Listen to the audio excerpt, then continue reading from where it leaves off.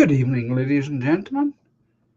It's Friday night. It is also 9 o'clock. Time for a live stream. But first, of course, a little music. Enjoy.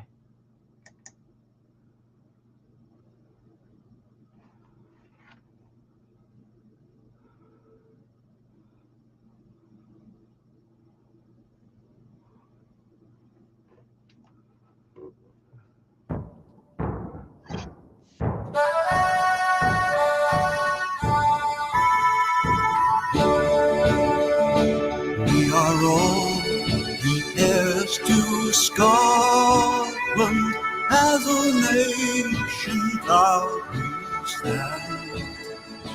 We will march beneath her banners to protect our ancient land. In the glens and cities, there on every street are the living heroes. No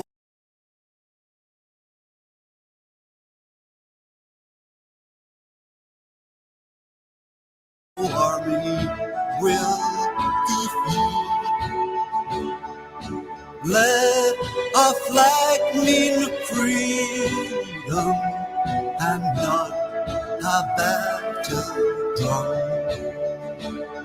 To the world we bid a welcome in 1,000 different ways. We will toast to long lost friendships as we build our better days. In the glens and cities, there on every street,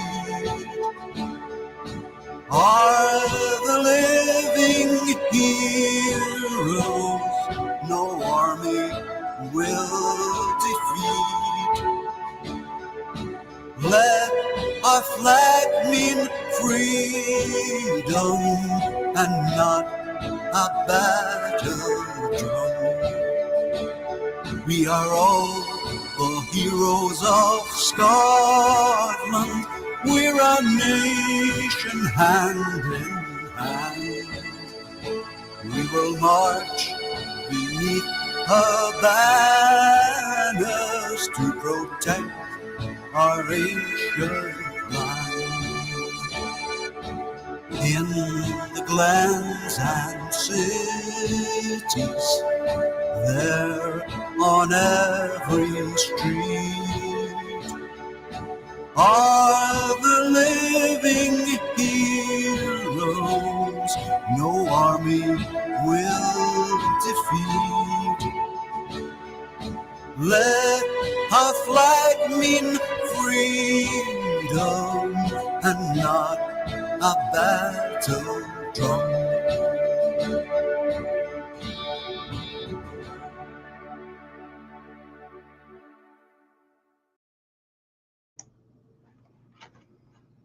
So,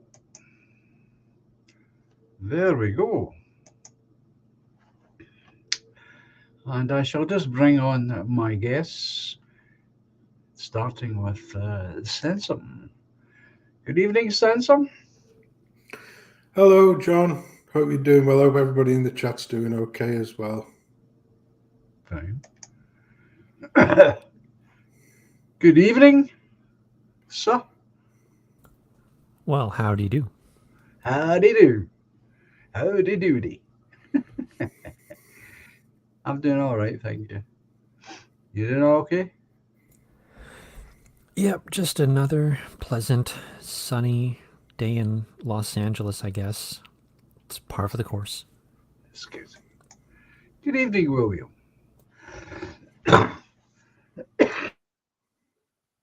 Well, it would appear we are back again. Good to see. Well, John at least, and here, Eki and Sensum, I guess. Yeah.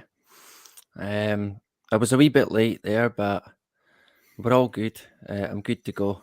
I think I'm ready. So I'm here anyway. I'm still going, still living in the flesh. But yeah, great to be back.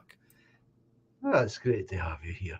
It's great to hear that you're okay and things are sound at your end. So, I don't think we'll do any messing about here, and I'll start with you, William, as you picked this film. Ooh. So, why this film? Good question. It was about, how many did I pick originally? Maybe 3 different films that I wanted to choose, and then it boiled down to End of Days, and it was kind of a rushed, knee-jerk decision at the end, but I went with it. I mean, yeah, it's a bit horrific, but it's a fantasy as well. I'm not having someone tell me it's not a fantasy. I'm not having it, so we're going with it. It's a different kind of fantasy than a horror fantasy action, but it's definitely fantasy involved, and we'll expand on that a wee bit more. To some people, it might not be, I guess. Like, I guess Sensum, he doesn't see any fantasy in it, so maybe he can expand on that a wee bit more. Well, you could easily argue that all film is fantasy, unless True. it's a documentary. But I take the point that it's fantastical, put it that way, and it borders on the horror. I would let it go as a fantasy, but we'll see what Sensum's got to say. Do I have to? Eki, right? Go ahead. I'm saying, do we have to hear what he's got to say? I'm sure he'll have something to say. Do you know what? I was a wee bit late there as well.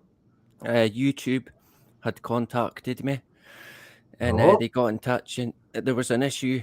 Someone had been commenting homophobic comments. Right. It was Sensum. So the police will be coming to his door. Quite. Very good. Okay. Eki, what was your initial reaction to this film, please? The movie is pure nostalgia bait, and from my perspective, because I was just out of high school at the time, so it's the kind of thing that was released during my formative youthful years way back when, and it's hard to explain. There's a tone to the movie that I get. I completely understand it. And even though, I've got I always have quibbles with the plot. Everything is completely unsatisfactory to me, and I understand that, and I always apologize for it, but it's true. But I actually did like it. There's a kind of verve to it that I dug. I always disagree with showing either God or the devil on screen. I always think that's a terrible mistake. So that's like the only major gripe I've got with the movie.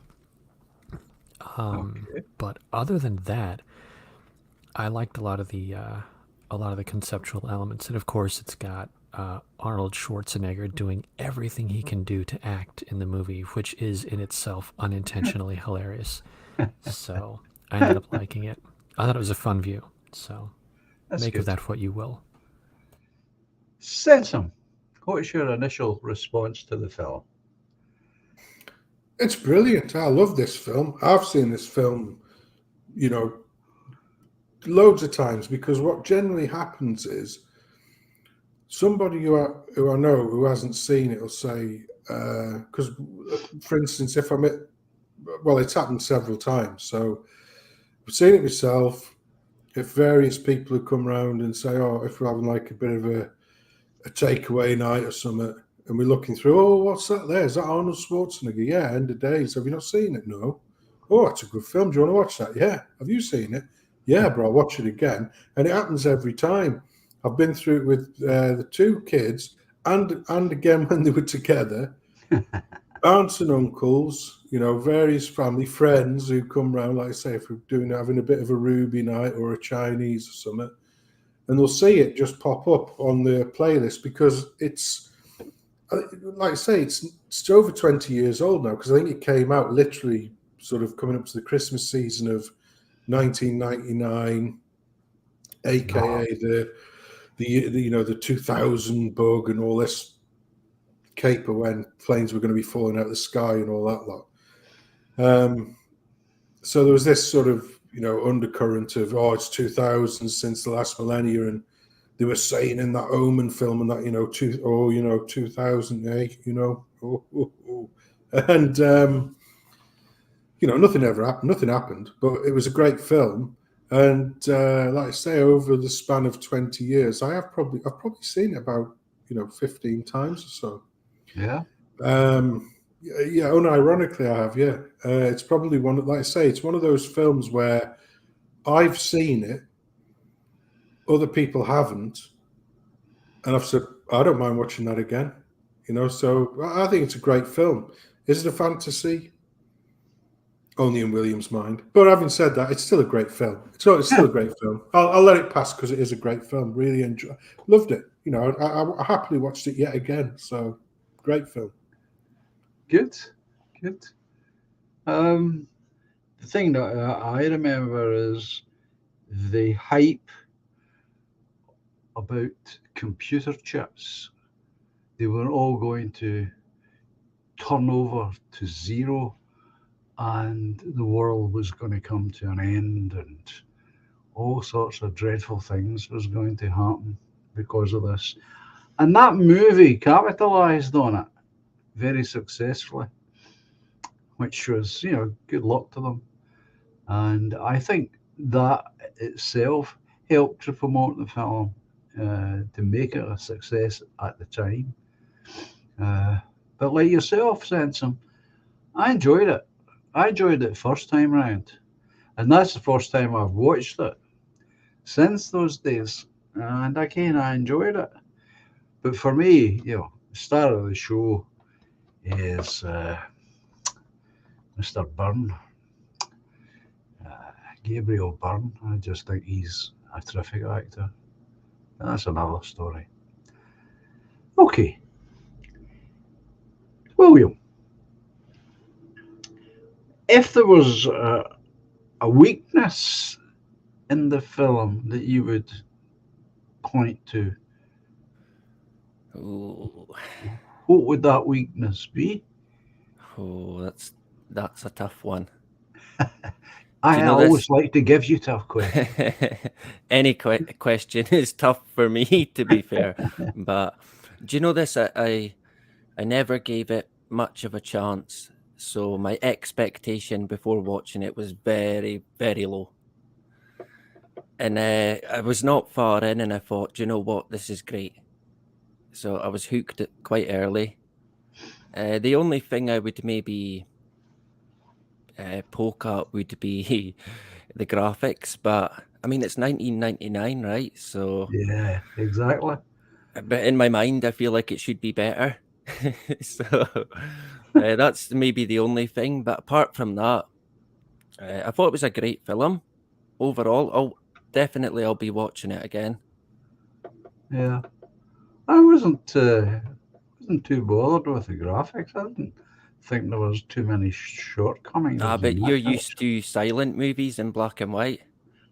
So same as Sansom. Yeah, it's a novelty when you get something that's got sound and colour.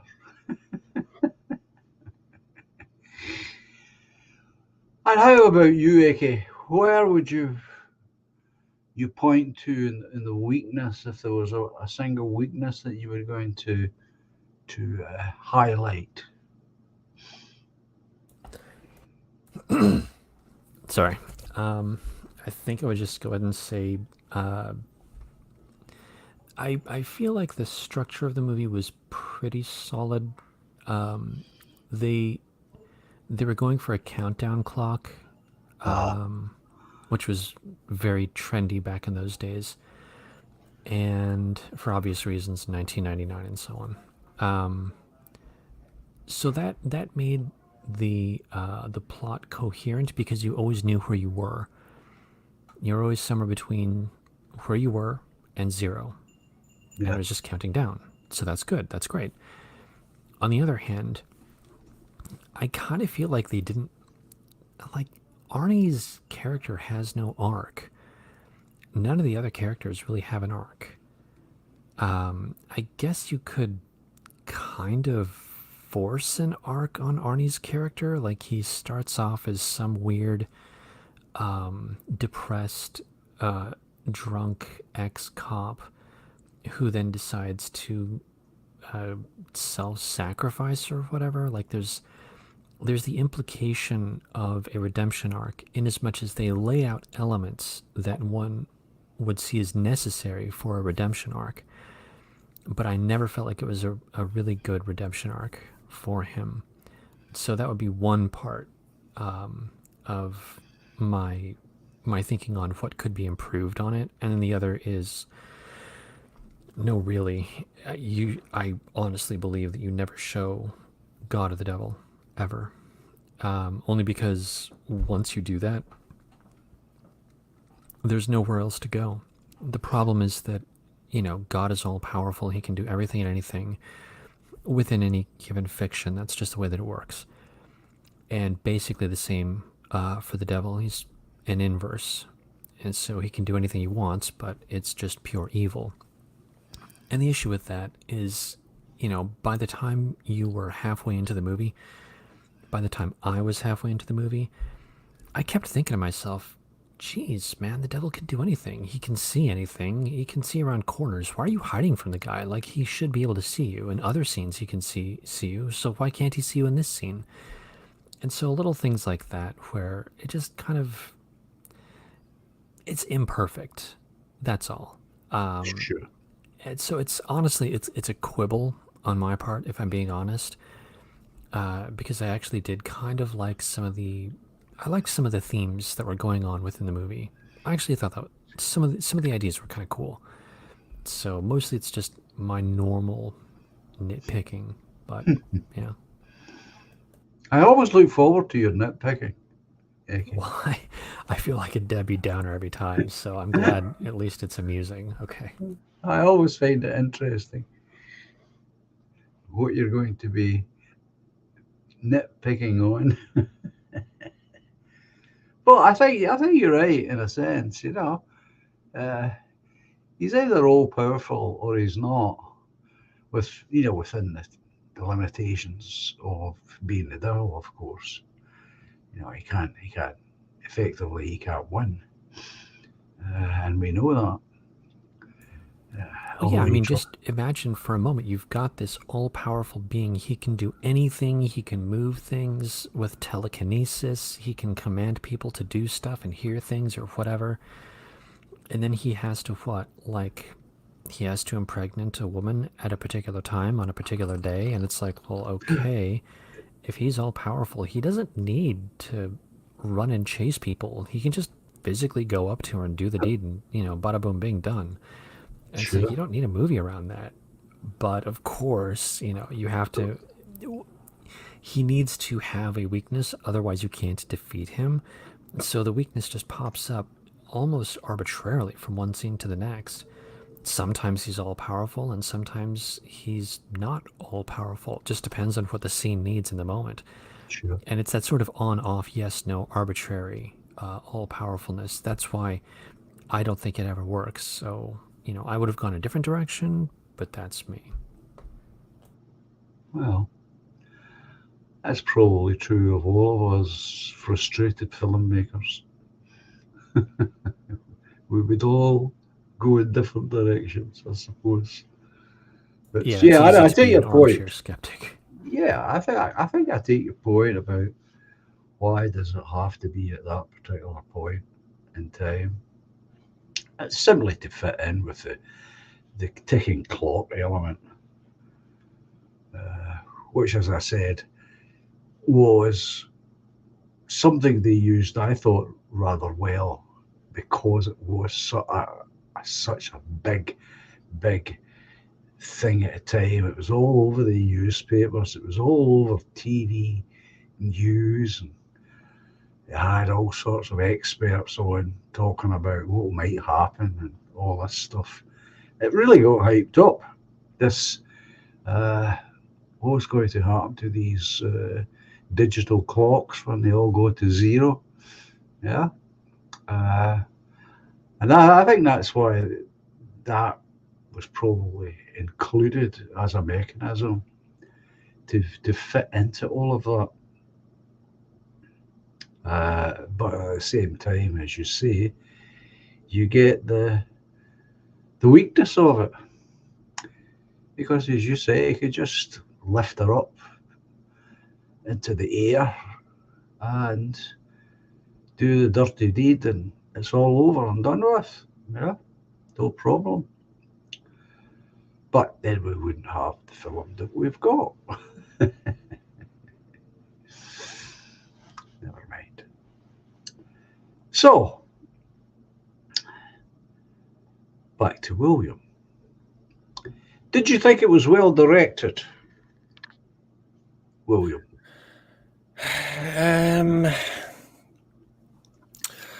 It's hard for me to say no because I think it was a really good film. And I was I don't like a movie where I know what's going to happen. And I'm always one for trying to picture where it's going.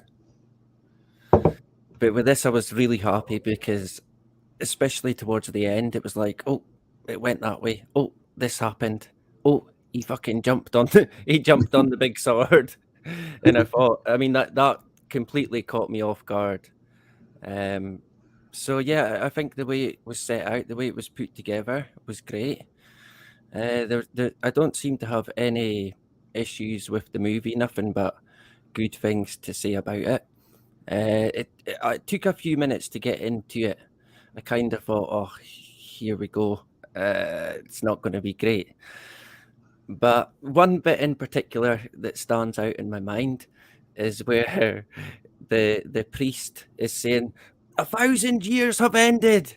The Dark Angel is free from prison.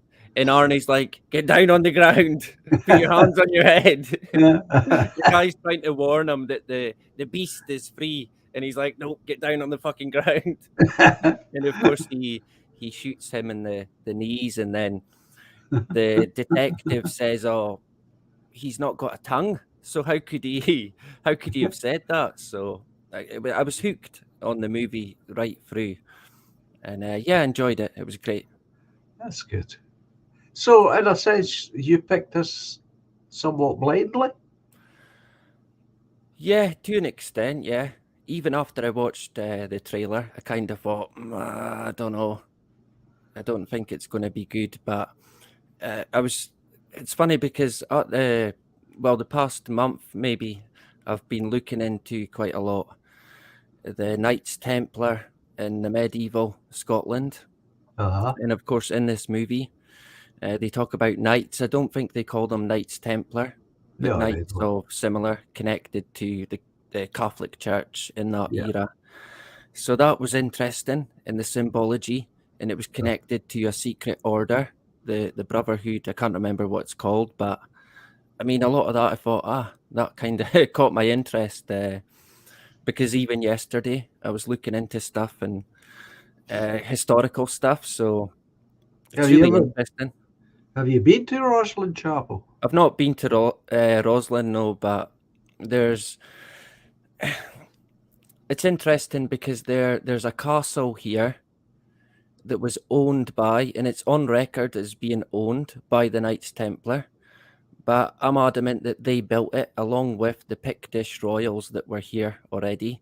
Not only that, from what I can gather, I've kind of concluded even that the Knights Templar who were in this area amalgamated with the Pictish royals and became new clans, if you like, and have actually named one of the clans, which is here in Murrayshire and still about to this day.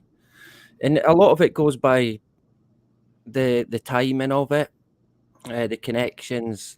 Obviously, the Knights owned the castle; they owned a lot of the land, but the Picts were here as well.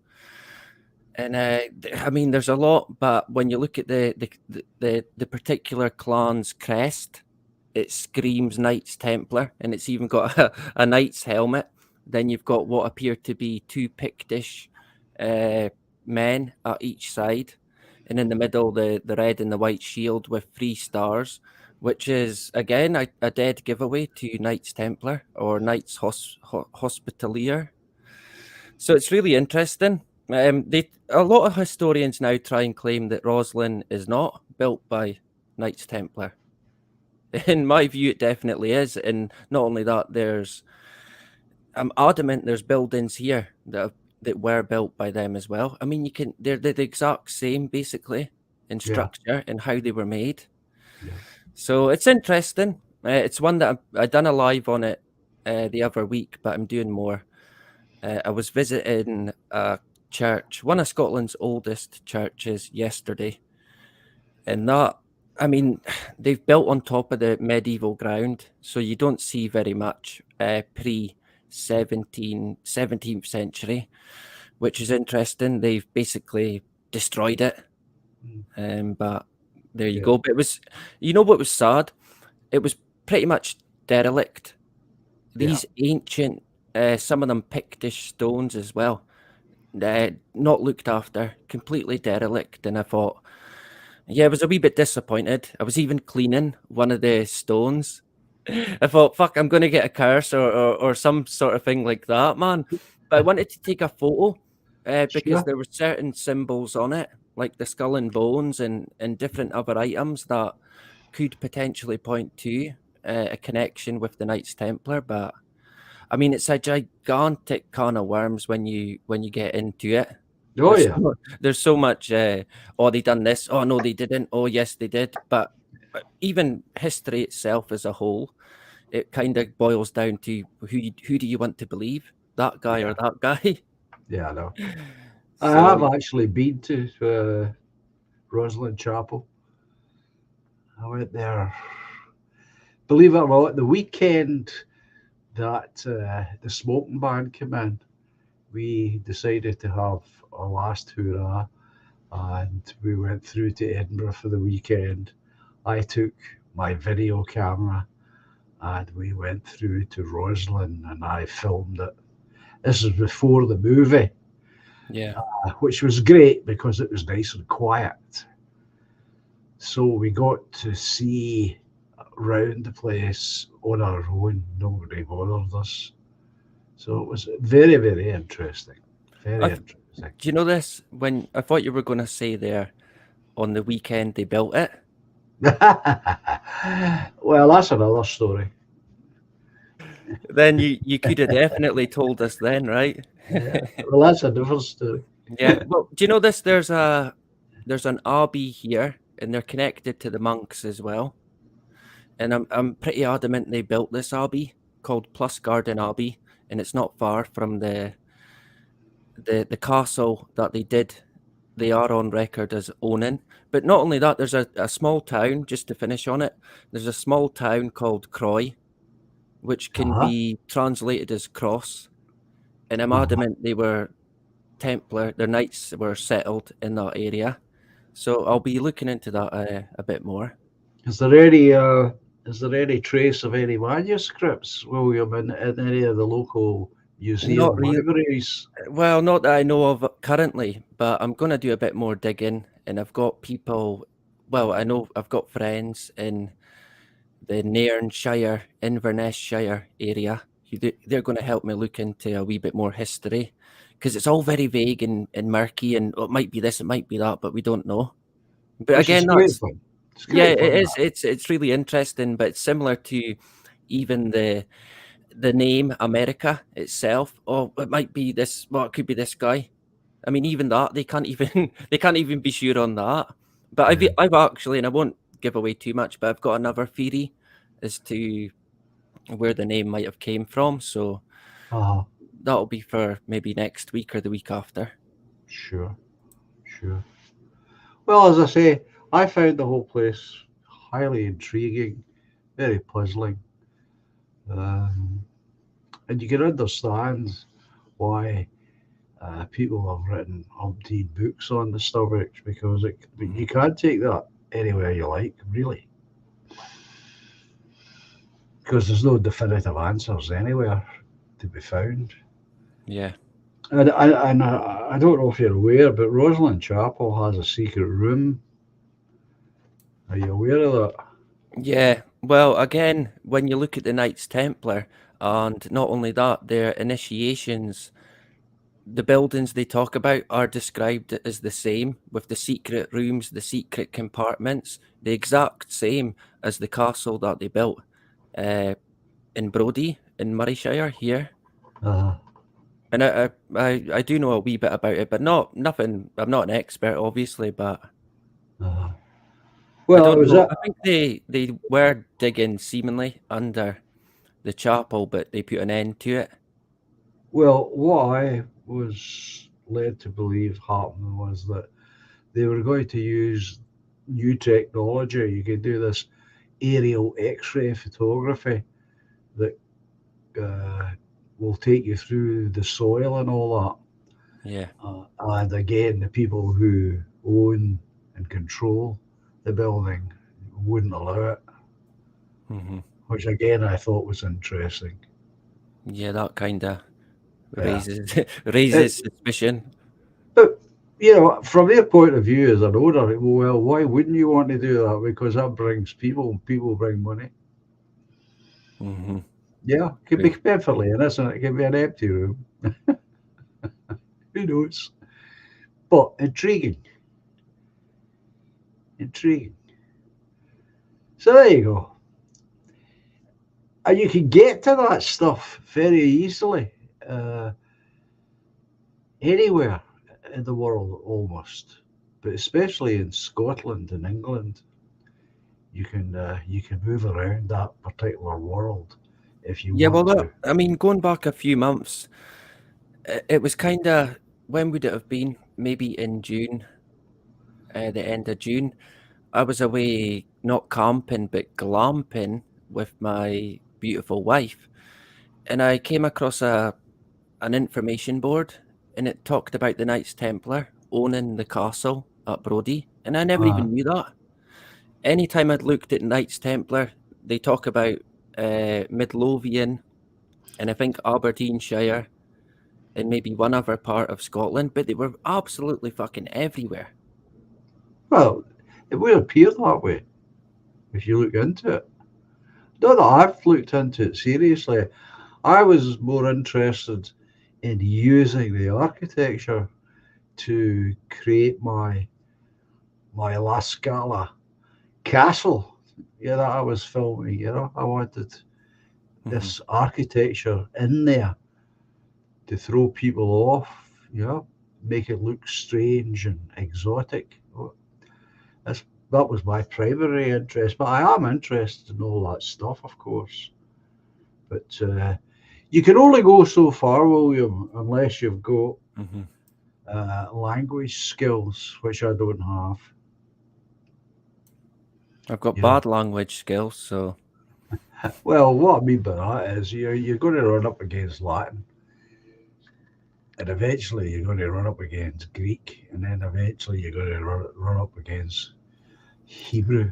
yeah, I've got that at college as well with the plants. So I know a wee bit of Latin to an extent, Sure. but nothing, not like reading a book in Latin. That would be. But I mean, there's churches here, and obviously the Abbey that I could go to, where I could potentially get something translated, but it's more Well- symbols, symbology that I'm looking out for currently at the moment to Right. try and tie down any connections that might have been missed, but Yeah. probably it'll end up being nothing, right? But I get the feeling all these years I've not even known that I could have been walking by areas that were actually Special. maybe even owned by the Knights Templar. When you go back to the medieval times, Murrayshire itself, it was a kingdom in its own. It had its own king, the whole lot. And people, obviously, John might remember, but I don't think most people would know. So there's huge history with this area. But Yeah, of course. Well, lots to that's get right. into. There was kingdoms before there was Scotland. They did exist with their own kings, as you say. So it's worth somebody looking into it. It'll keep you busy for a lifetime there, William. Yeah, it'll bloody drive me mental. Quite. You never know. You might uncover something that make all the difference. You don't know. Yeah, something that I'll regret, probably. Most likely. Most You're likely. going to find out that I'm related to some mad Knights Templar. Yeah. And there is a curse that comes with it. Oh, well, I know that anyway, so. I suppose we should get back to the movie. Yeah, my apologies. No. It's a fascinating subject. I mean, I do find it fascinating, always have done. I've got books here that would clearly demonstrate that. But I've been too busy exploring other things to look into these things properly. And that's the sad part about life. You can only dedicate yourself to so much. But there you go. So let's get back to the film.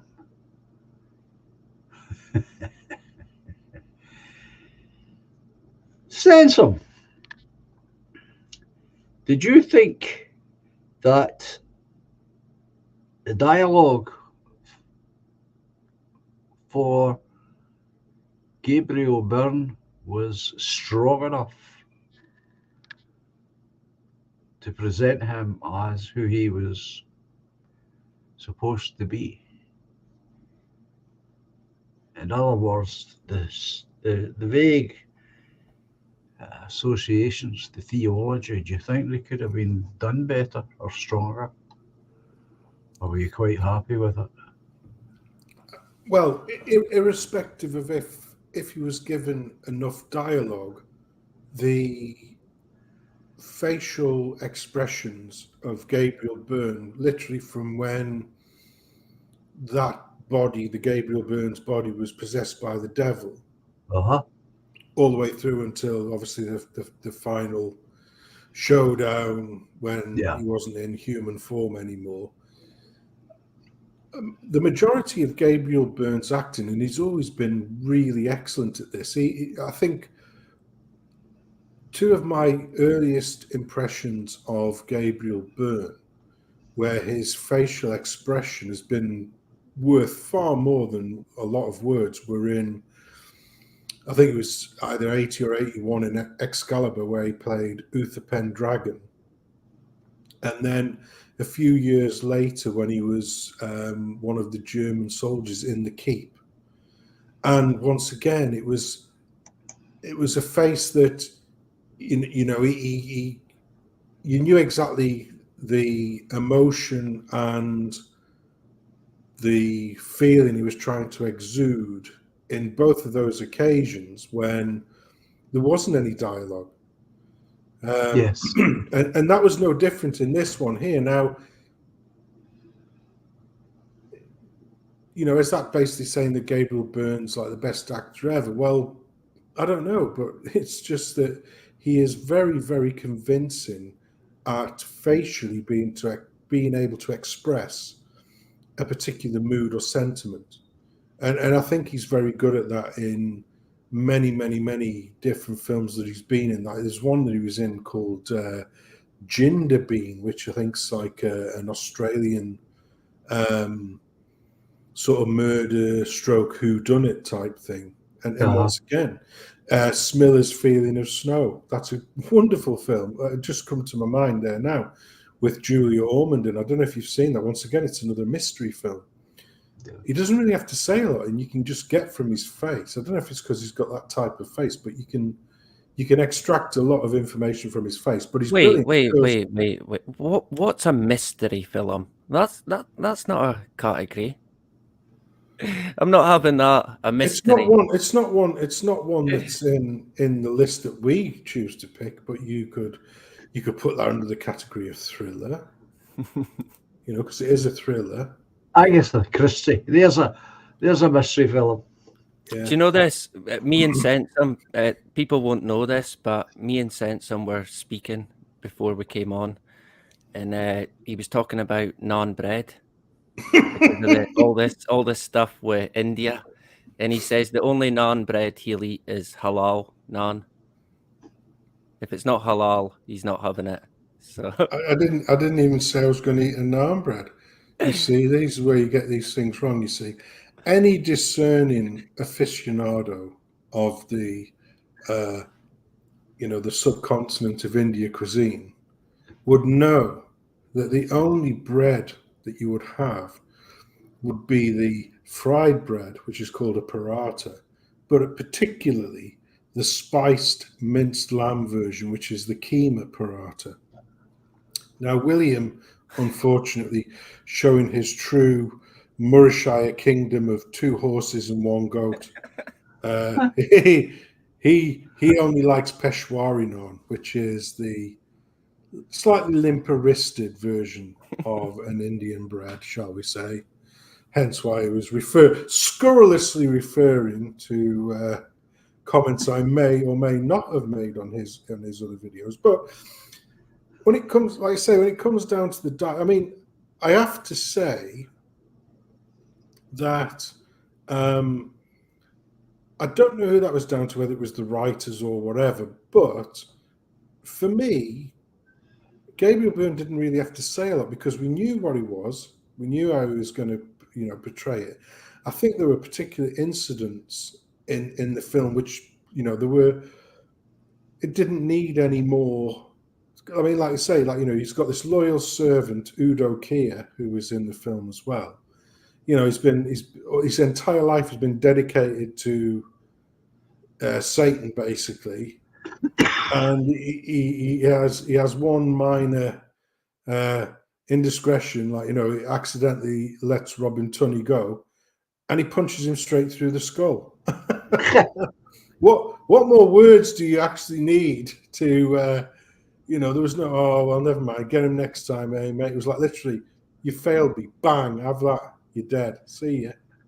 I'm going to come down and give you a special roasting in hell as well for your poor indiscretion sort of thing. So, and like I say, when I very first saw that film, which would have been, I didn't see it in the pictures, so it would have been sort of a few months after that when it came out, probably on DVD. And that was a moment in the film where I literally remember pausing it and going back saying, shit, what happened there? That was really weird. It's like, oh, wow, he really did do that. Unbelievable. It was like, yeah. And you could slow down DVDs as well, which was better. Of course. Look at this. This is mint. But, classic. Yeah, I don't know if that was the director's thing, because this was obviously directed by Peter Hyams, who is one of my... well, I don't know how to put it, because Peter Hyams, he was like brilliant in the 70s, brilliant in the 80s. At the start of the 90s, he was absolute tripe, and then seemed to recover towards the end of the 90s because, what you've got to remember on it, that Hyams was responsible for films like, and William will know this one, no doubt, Capricorn 1. Oh, yeah. Brilliant film. Love that film. In fact, that was one that you, John, said you wanted to pick. I reckon that should be a pick because we've now got access to, I think it's actually fully available either on BitChute or on Odyssey even. So we don't even have to like hunt around for it. Yeah. But Capricorn 1 was brilliant. Yep. Outland was another one of mine that I loved in the 80s. I've actually bought that, Outland, with Sean Connery, otherwise known as High Noon in Space. Yeah. Yeah. Star Chamber with Dude, Outland was brilliant. I'm just gonna throw that out there. I freaking love that movie. Star Chamber, which is Michael Douglas and Hal Holbrook, if I remember rightly. 2010, and I'd even go as far as Running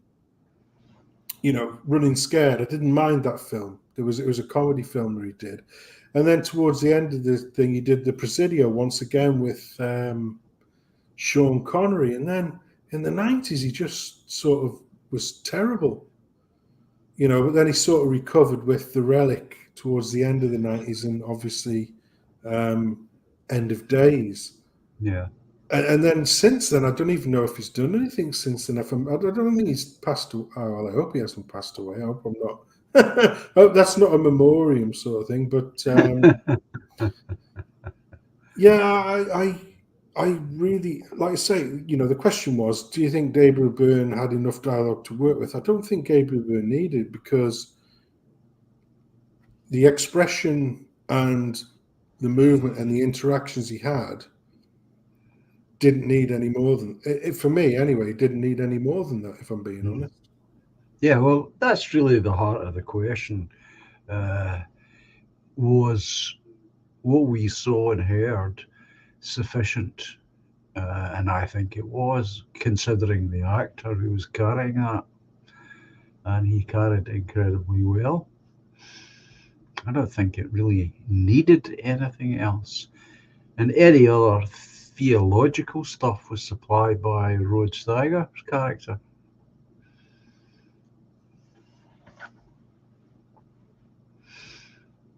I think, and I'm not even sure that much of what he was saying was actually required either, to be honest. I think it was pretty well laid out elsewhere in the film.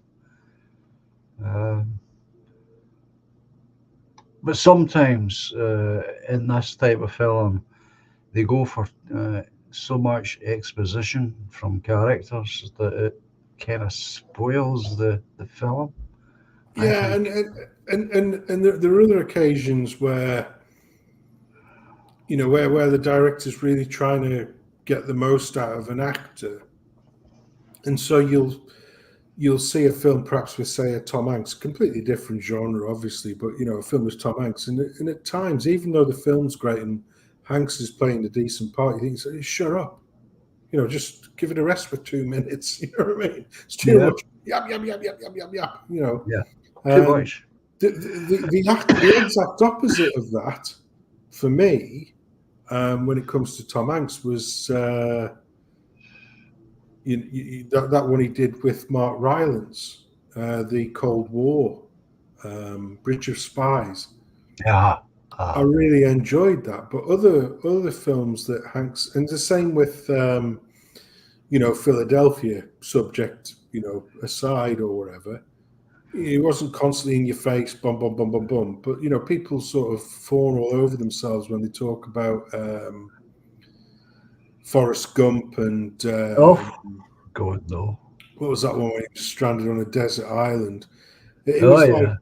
Castaway. He was on his own, but he didn't need a cast because he just never shut up. He was just like endless, just shut up. Yeah. You know what I mean?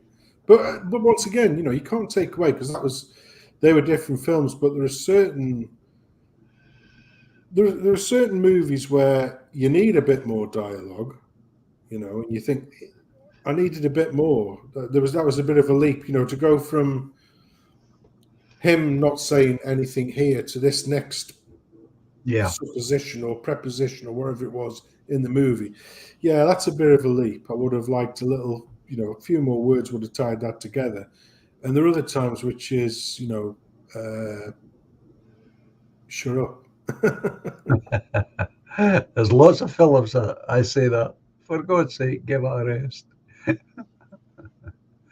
No, I deliberately asked that because I thought that the amount of dialogue that Gabriel Byrne had was more than enough because, as you say, he carried it uh, not just with the words, but also with his facial expressions, his body language, the use of his arms and hands and eyes, especially, just made it so much more special for me. And when you see him pitted against Arnold Schwarzenegger, you really got to feel sorry for Schwarzenegger because he's going to be outperformed at every turn. But there you go. That's the nature of movies, I suppose. What did you think, Eki? Do you think this business of how much dialogue uh, Gabriel Byrne had was sufficient or not? I like your assessment of the mismatch between Schwarzenegger's capabilities and Burns's capabilities. That pretty much sums it up for me. Uh, how much he had versus how much he didn't have relative to Schwarzenegger. I don't know. It's cruel in a way on my part to say this, but yeah, you've got a Porsche next to a Yugo. Like it's just going to be uneven. There's no way out of that. No. And yeah, like Gabriel Burns' performance was fantastic, which is unfortunate in a way because he was doing the best with what he had, and like he chose the project probably because he thought the director was solid. In all likelihood, the script was solid when he signed on to it. And then, things happen, piecemeals happen, and then the project that you signed on to is not the one that is actually made. And for better or worse, amongst the people that were opposite, Burns was Schwarzenegger. Do I think that Burns did the best with what he had? Of course. Do I think that his character could have been handled a little better? Well, always. I always think that. And yeah, I don't know. It's unfortunate that his talent was utilized for a project that, in my estimation, again, this is a bit much to say, but I think it was beneath him. That's my own opinion. Take it for what you will. Really? That's interesting. Yeah. I think he would have seen that as. I like to think he would have seen that as a bit of a challenge. Okay, I'm not referring to the role. I'm referring to the project in total. Oh, I see. Right. So, Okay.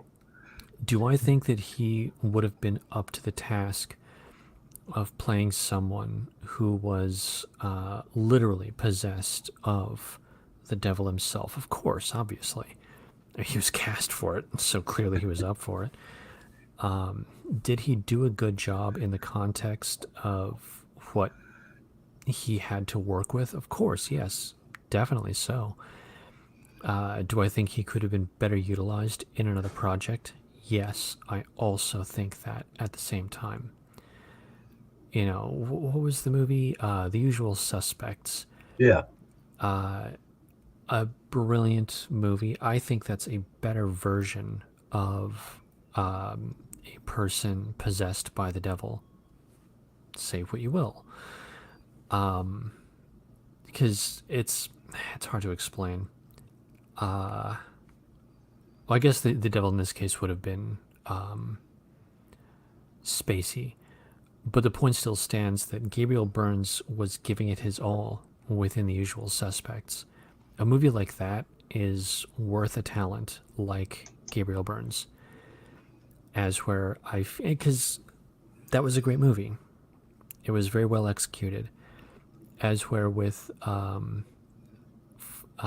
of Days. And this is my own thing. Again, I always feel like I'm being a negative Nancy. I always feel like I'm being a Debbie Downer. And that's really not where I'm coming from. Because the movie does, like, I've got a soft spot for this movie for a lot of reasons. So, like, I'm not trying to be too negative or anything. You killed Beauty and the Beast for me, by the way. Just thought I'd put that in there. Oh, I'm sorry, man. If it makes you feel any better, there's a bunch of movies that I used to love when I was a little kid, and now I watch them and I'm like, you freaking kidding me? Are you joking? I can't handle this. Like, I do it to myself. So for every finger I've got pointed outward, I've got 3 more pointed right back at me. So, like, I know what I sound like. Sorry about that. Anyhow, no, I really do feel like, yeah, Burns's performance for what he was doing was just fantastic.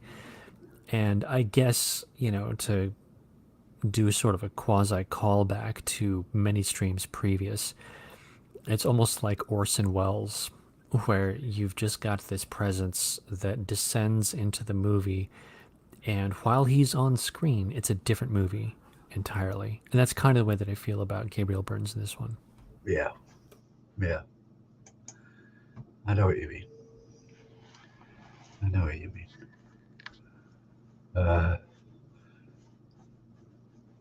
It was always going to be a film that would be out of balance because Schwarzenegger is being used as the audience pool here to bring in the money.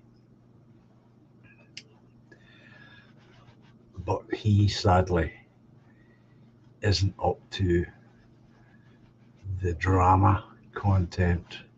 He's doing all right in it, but it's a bit hammy in places, which is sad to see, but it's there. Well, I mean, for a roided up actor who only does action movies, I guess he did pretty okay for what it was. But the problem is that he does not have any acting range at all. No, of course not.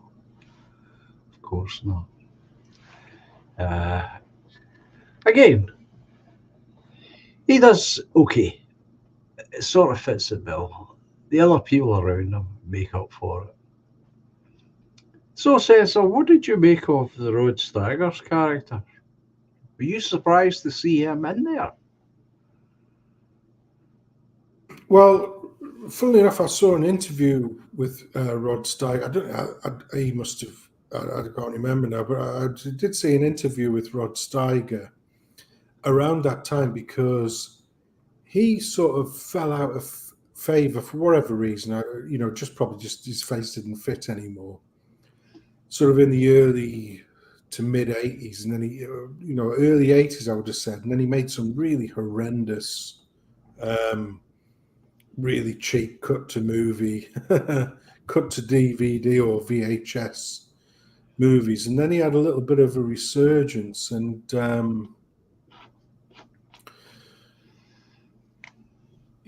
it's in that particular period of time, sort of the mid to late 90s, where he wasn't the main star once again in the same as this film, but he was a very important role in it. I'm trying to think about the film with Jason Patric, where Jason Patric, the actor, played a master forger, and he was paid to forge a Rembrandt, and Rod Steiger played his father in that film. Wish I could remember that film because that was a really good film, actually. I haven't seen that probably since the 90s, so that would be one of those where I'd probably go back and watch it and think, oh, get the Eckie lick of paint on it, the Eckie, take off the Eckie rose tinted glasses, and think, oh, it was all programming once again. It wasn't really that good a film. I just wasn't aware of the programming. But yeah, I mean, but Rod Steiger in that film playing the priest, like the one who was trying to protect Robin Tunney, and he knew all about it, and it was he was introduced into the film fairly sort of like midway through, I would say, to late on. But his role in the film was nonetheless any less important, shall we say? And once again, but the thing is, Rod Steiger, as he said in his thing, he says, like, I get paid. He said, there's a lot of guys out there who look back on past highlights. I think he won the Oscar, was it for In the Heat of the Night, alongside Sidney Poitier for that film in the 60s, which Eki will say, yeah, well, we know what kind of programming that was. But even so, you got Rod Steiger, who is an Oscar-winning actor, a very, very good performer. But he was quite honest, and he just said, look, he said, I make $1 million a year, and I'm quite happy on that. It doesn't matter what it is. I like my grandkids. I like my family. I still give them a good lifestyle. So, hey, it's just what it is. And I thought that was a really honest take from a very well-established actor. Yeah. And, particularly towards the sort of, like I say, the mid to late 90s. So he sort of fell out of favor from sort of the early 80s, almost like 2 decades, but this was probably mid-90s, so right in the middle of his lull. And he said, look, I still make $1 million a year, and I'm quite happy with that, Sure. People, should people feel sorry for me making $1 million a year? He said, hell no. And I thought it was a very, very honest appraisal, but in the roles that I have seen him in, he's been usually one of the better, even though the films themselves have been atrocious. He's always been the consummate professional and has always added something to that particular movie. And I don't think it was any different in this one, if I'm being honest. So, yeah. It was nice to see Rod Steiger in there. It was an important role, and it was in a, like I say, people in the chat were saying that, was it IMDb gives it 5.6, which is, that's atrocious. It's a much better film than that, if I'm being honest. I don't know why there's such a negative appraisal of that, because, put it this way, there are, countless films I've seen that IMDb rates sort of late 6s, high to the mid 7s, that have been absolutely awful, and not really from a political or cultural or societal perspective. They've just been terrible films. Yeah. So, yeah, like I say, I'm more than happy with with what Rod Steiger brought to the party. I thought he played an excellent role, if I'm being honest. I remember seeing an interview with him. As you say, he was later on in life, and the thing that stuck with me was, he said, when I won the Oscar, he says, I was the most important movie star in Hollywood for 5 minutes. And that's the bit that I forgot. It would only last 5 minutes. And part of why he went out of favour, like too many others, alcohol abuse.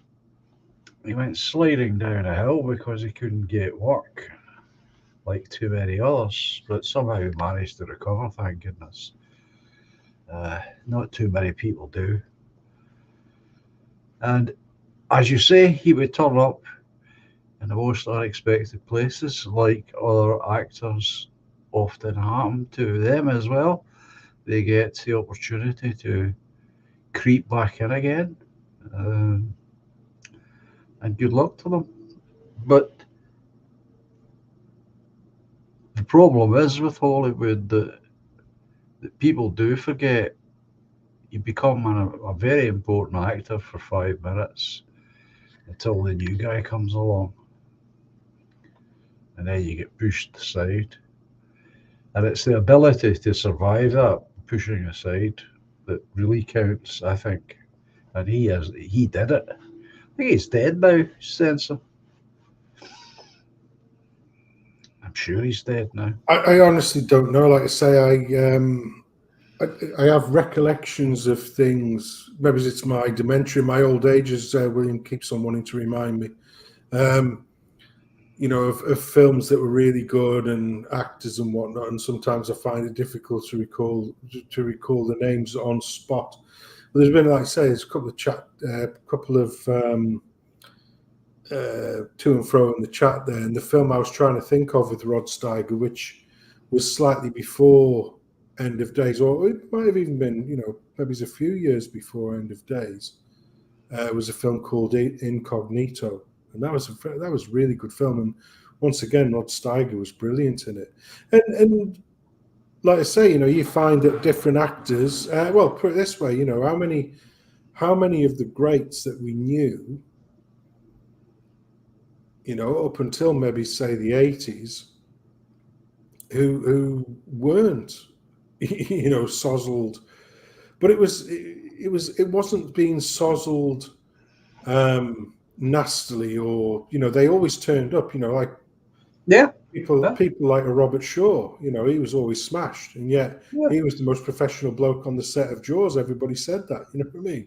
Yeah. And when the fish, as they called it, which was the robot shark, wasn't working, he would be in the nearest tavern on Martha's Vineyard getting slammed. And both Roy Schneider and what's he called? Richard Dreyfuss. They said, "Oh well, we went one day to have a drink with Robert, and never again." It's just like never. How he functioned. That's what they said. How he functioned. And yet he did. But that was fairly. If you look at the likes of O'Toole and Richard Harris and all these lot. Oh yeah, exactly. John Wayne was the same. Well, I don't know about John Wayne so much, but I know that Richard O'Toole and he was always drinking during the day along with cigarettes, But they still made movies. And yet they put in absolutely phenomenal performances. Like one of the ones when Harris and O'Toole got together, two Irishmen, shall we say, and they rock up at this pub, and this bloke said, "I can't serve you. The order's out." So, "Well, we'll buy the pub then." And they literally said, "We'll buy your pub then," just so they could carry on drinking. How rock and roll is that? These pop stars have gotten out on O'Toole and Harris. Oh, good. Like I say, there was a massive difference because, they were alcoholics, but they were what you used to term functioning alcoholics. So they wouldn't miss days of work. They would still turn up. They would still deliver, even if they were 3 sheets to the wind. Oh, yeah. And stinking like a brewery. They would still give you the scene. And Burton was no stranger to a drop of the old Vino de Calypso. Absolutely. And yet, look at the performances he strung together. Yeah. Absolutely brilliant. But yeah. Well, there are actors like that you hire them, you give them their script, and you can forget about that because you're going to get a performance come what may. Yeah, and that's very much like it was. And if you wanted to see a portrayal of a functioning alcoholic who would still give whatever job he was doing the 100% treatment, and it may be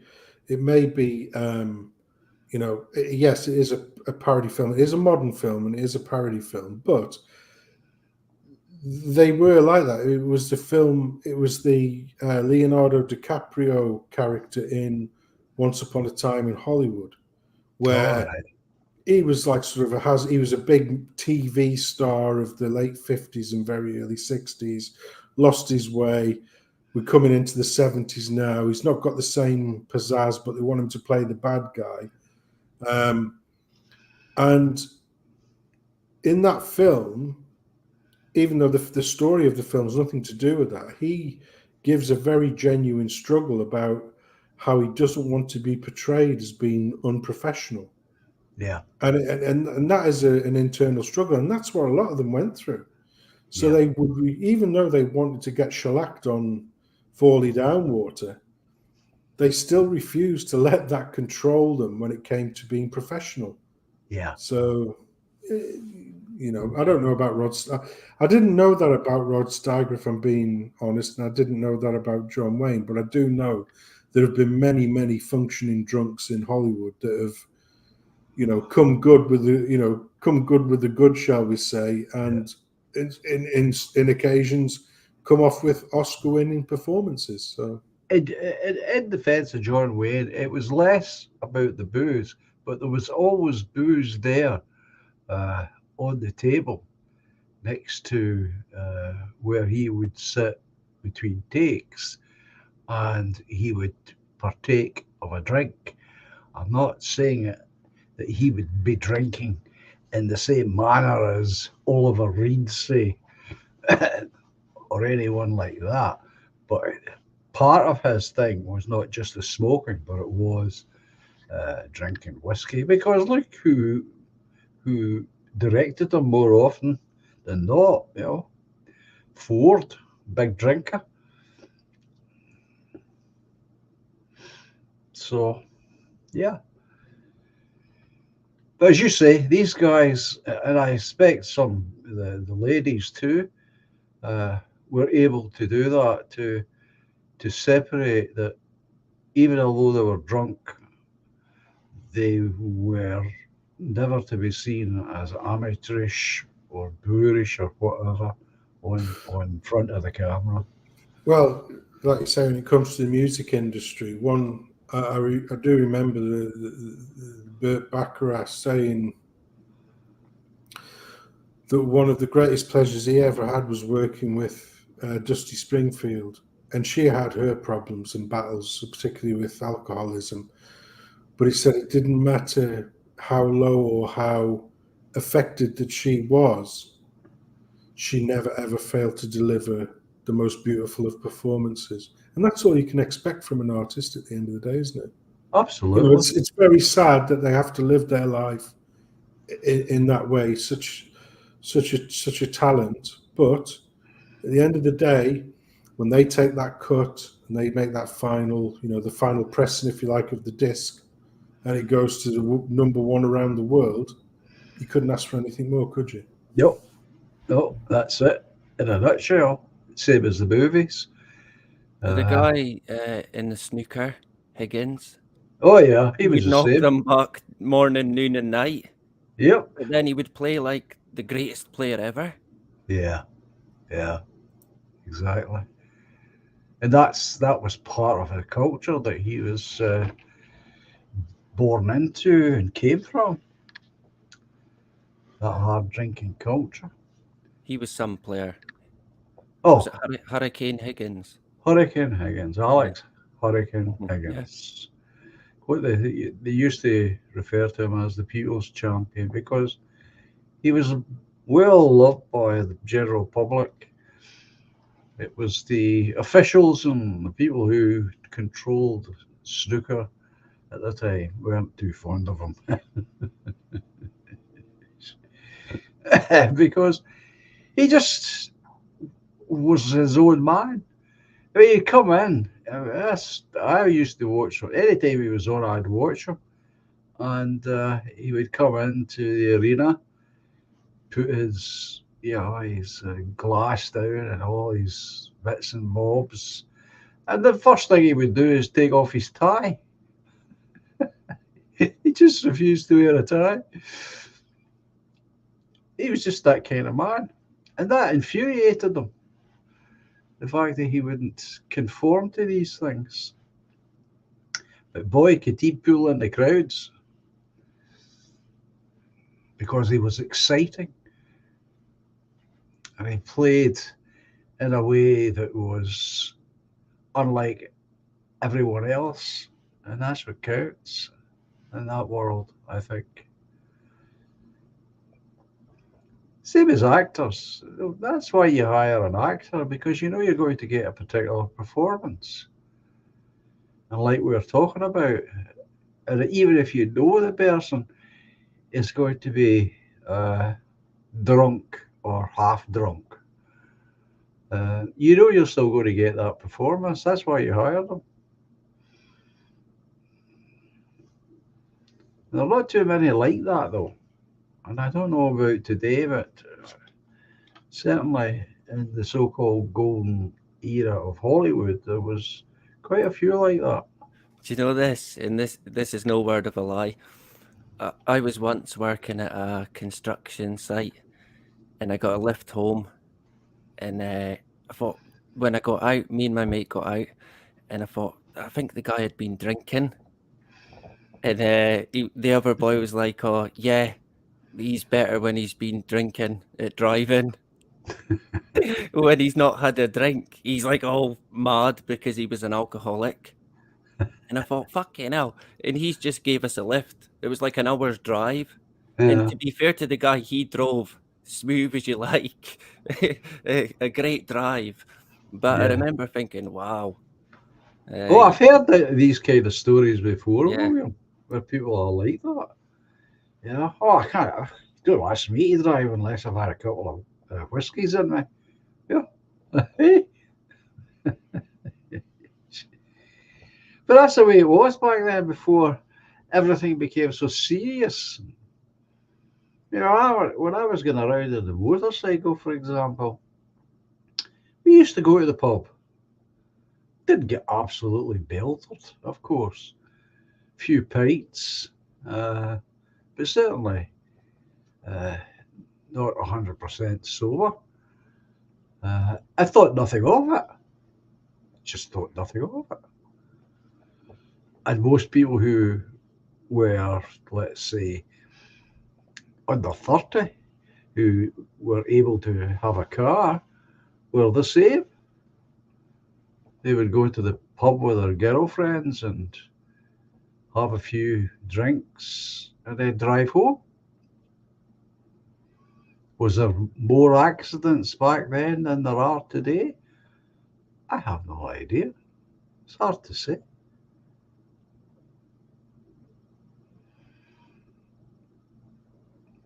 We'll never know, I suppose. But yeah, that's the way things are with certain people. They perform better for whatever reasons.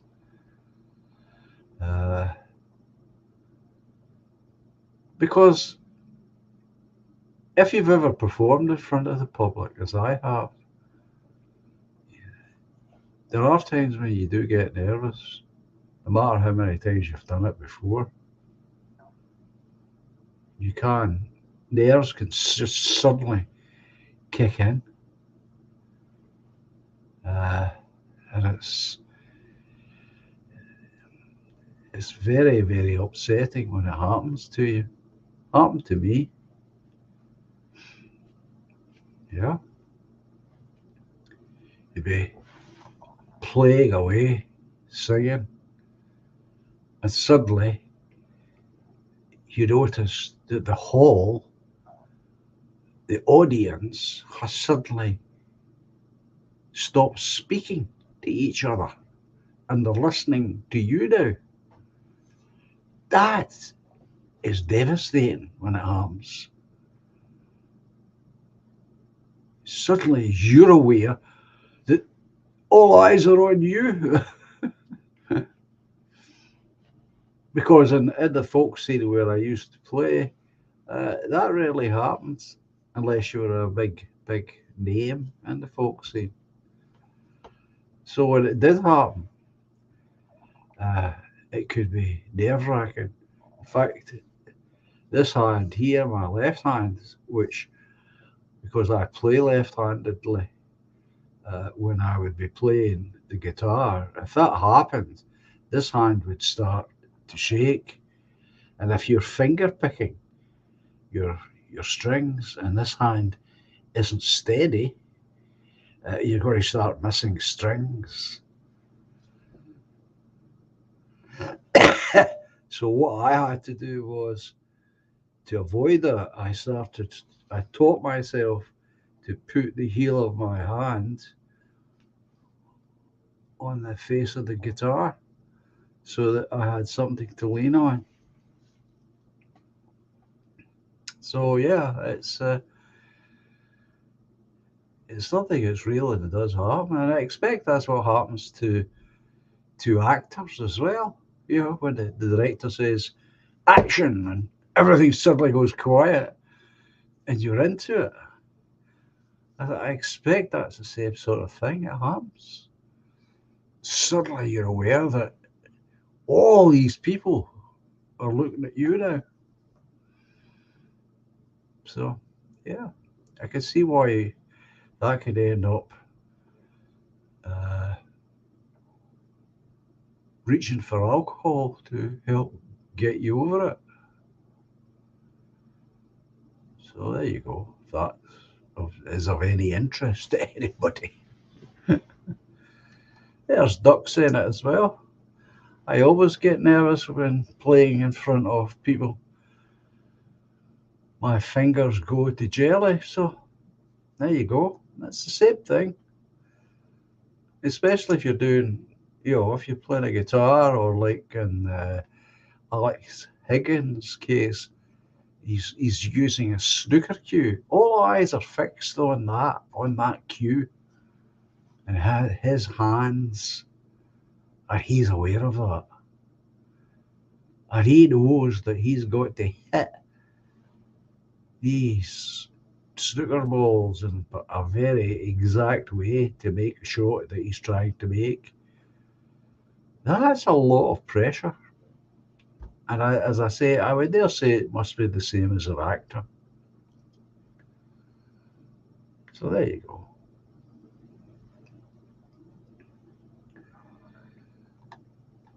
Everyone's gone quiet. Is anybody getting to add to that? I was just thinking about how all of that reminded me of there's Depeche Mode, and then there's Depeche Mode after heroin. Yeah. And the difference being, What's that? what is the difference? 1992. Basically, Depeche Mode was a boy band back in the 80s and 90s, I know. and all of their really big hits were basically up until Violator, which was released in 1990. And then the lead singer, Dave Gahan, he kicked heroin briefly, but he did kick heroin. Then he got back on it, then he got off of it. And you can kind of tell the albums when he was off and on because the quality goes up by orders of magnitude. And, what do you say to that? I don't know.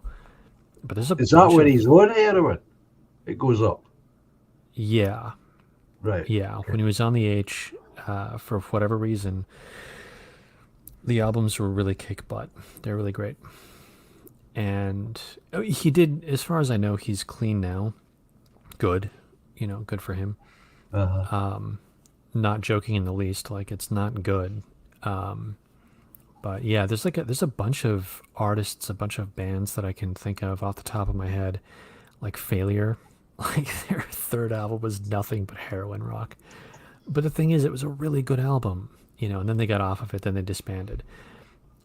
Same thing with this other like hyper obscure band called Soul Coughing. Same thing. The band was kind of a mishmash. They were out of control. The lead singer was on the H big time. Then he got off, the band disbanded, and none of them had a career since.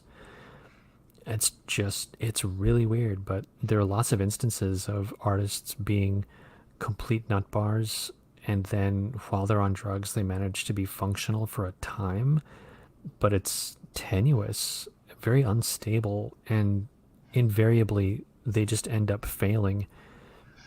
There's so many instances of that. Well, there is a very good argument to be made that if it weren't for all the drugs,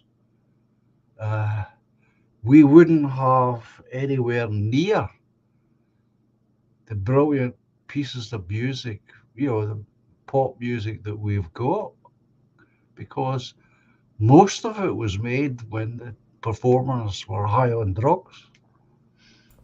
No, that's the frustrating thing about it is I'm not specifically condemning the drug use. I don't think it's good. I don't think it should be promoted. I think it's bad for your health. I think that Oh you yeah, like lots of problems.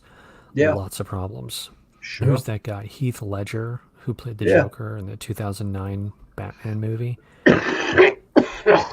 He died in the middle of a movie shoot for Terry Gilliam the following year because he was just high on freaking drugs and he couldn't stop himself. And it's like, okay, like it's not.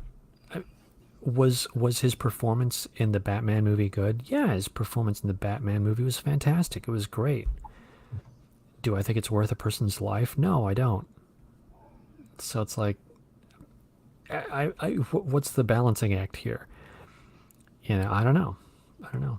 But I agree with you. I completely agree with you. Some of my favorite artists were crazy people and drug addicts, and it's unfortunate that that's the case. But on the other hand, like they made really good art, but that almost makes it sound like an excuse to do like really bad things. It's like, again, where's the balancing act? I'm not sure.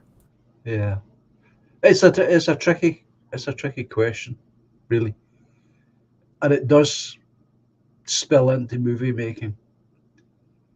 It does happen very much there as well. Uh, so I don't think we're drifting too far from the movie by talking this way. Uh, many of the big stars were they might be classified as functioning alcoholics. William Holden, for example, was a well-known drinker all of his career. Uh, and he had a long career in movie making. Made a lot of good movies, you know. So I think it's because of music. Music has given it a bad rap because so many of these young men have died. I think that's part of the problem. Uh, it becomes a fatal attraction for others. I never felt that attraction for myself, to be honest. Uh, I would never consider using heroin or anything like that. So it had no attraction for me. But I can see how it would attract other folk. The idea that this might help lift me up. I know it's same as a movie performance, you know. The idea that if you just take this, whatever the drug happens to be, that it will enhance your performance so much that it's worth the the risk of taking it.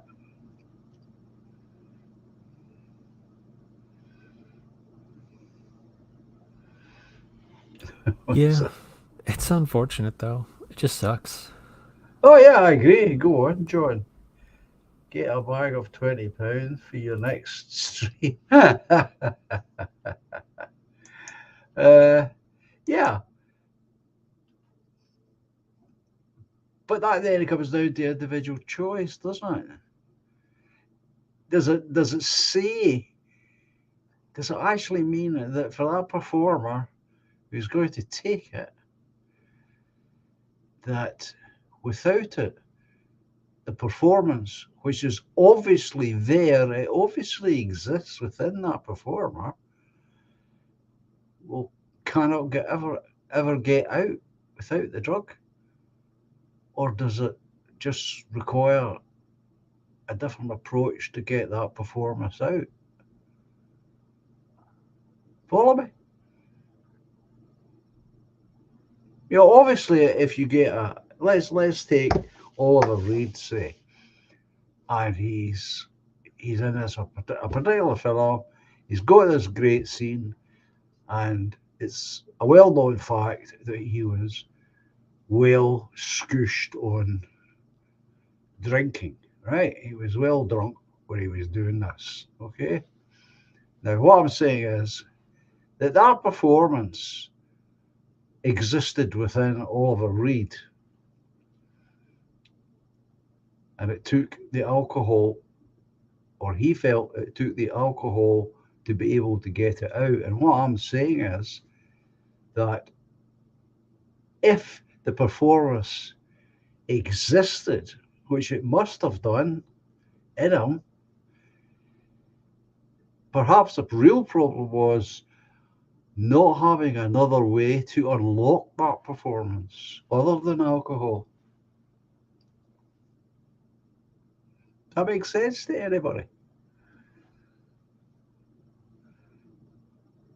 Oh, somebody got quiet. To an I get- extent, yeah, but I kind of always feel it's more the individual, and when you look into a lot of them, they already have the issue of addiction in their life. It just tends to get worse with the fame, so the problem gets worse. But through my experience and what I've seen, I mean, a lot of people, they'll try different things, and you think, well, why not? And then most people say, right, that'll do me, but people get hooked. And if they combine that with something else like performing or working, it's constant. They'll continue to do it, and they won't do one without the other. Like, for example, my late father, it was a cigarette and a cup of tea.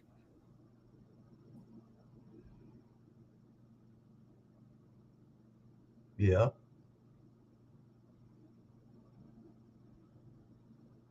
Is he gone? Sectors. Am I back now? Yeah, you're back now. In William. these different sectors, like the movies, it's the society kind of drags you into it. You attend different functions and parties. You feel like you've got to go. Then you kind of get hooked into it. And even in life itself, oh, I've got to go to so and so's party, and then next thing you're steaming drunk, or worse. So it can be a mixed combination, but I always tend to think it boils down to the individual. Does anyone agree or disagree with what William's saying? I disagree with only the element of societal pressures, but only for the fact that it's so common for everyone to blame society on their personal decisions. I think there's an element. I do think there's an element of that. That's a personal hang up of mine, though. That's not really about William. That's just a personal hang up. Do you take my point that if an actor has made a terrific performance and we find out that he was, let's say, high on heroin when he did it, my argument is surely the performance already existed within the actor, and somehow he felt that it needed the heroin to unlock it. Whereas I'm saying that perhaps because it did exist or does exist, that it would be a better exercise if he could find another way to unlock it. Or am I just being ideal? No, that sounds reasonable. Finding alternate means seems good. Yeah. So therefore, these great performances, whether it be music or movie making, already exist within the performers. It's just how do they get to it? Sometimes by their own efforts, and sometimes with help from drugs and booze and what have you. I think that's where the tragedy is, the fact that they don't, or they're not encouraged to find other possible solutions to unlocking these great performances. Yeah, I would agree with that. It can be a shame when you see someone who they don't need it. They've got the natural talent without it, whatever Yeah. it may be, but still they do it, and you'd kind of be banging your head against the wall, trying to wonder why. But Yeah. yeah, it's quite common as well. Yeah, because if you know anything about the so-called method acting, and that approach to acting, that's supposed to be the key to unlocking these performances, rather than having a bottle of whiskey beside you. Now, I'm not a great believer in this Stanislavski's method acting, but I can see the validity of the approach. That's all. Or am I getting too off the point here? I don't know. Anyway, So let's get. Philip Seymour Hoffman was high as a kite for all of his best performances, and Arnold Schwarzenegger was stone sober. Okay. I don't know if that's true or you just saying it. I'm just messing with you. I don't know about Hoffman at all. I Uh, thought he was very good in certain roles that I saw him in, and other roles he was okay. Yeah, he died of a drug overdose Did he? like a decade ago or something. Right. Yeah. So So was he was one he of these known for people? that when he was working? What's that? Was he known for that when he was working? Did he use it while he was on set working? I suspect that's the case. Um, it's never. It's always one of those like open secrets where the people that are involved in the production they know, um, but it's not really talked about in the press. So if you know people who talk about these things, or if you know how to read between lines, you can spot it. You can definitely spot it. Um, Well, he's one of those. Toffee is saying that he was a rampant addict, so that would suggest that Yeah, it would be sort of well known in his yeah, circles. yes. He was known for being a drug addict, Right. and I regarded it as tragic, as always. But Yeah. yeah. Anyhow, I was just pointing out sort of a funny little ism that here you've got, all these beautiful drug addicts wandering around doing amazing performances that are really interesting and amusing to watch, and then you've got like a sober guy like Schwarzenegger with the most ham-fisted performance ever, and it's like, oh, there you go. What do you make of that? Well, maybe he needed a couple of halves of whiskey to relax him and put in a better performance. Yeah, just get him some DMT, see what happens, right? No, right. Well, let's get back to the movie.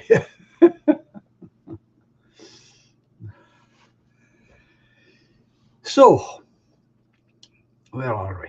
Right. We haven't discussed the heroine of the film at all. Is there anything to be said about the lady at the center of the plot? An absolutely lovely Gaelic woman, yes. Okay. Also, I can't help but notice, speaking of my own sensibilities, I caught something within the description of the character. What do you see in the movie? This is in the movie. I'm not making any of this up. This is all in the movie. She is schizophrenic. She's got brown hair and brown eyes.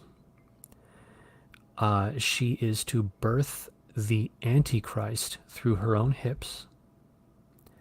And she's described as being, and I quote, chosen, I can't help but think that there is a really funny and amusing crypto self insert in there somewhere. Okay.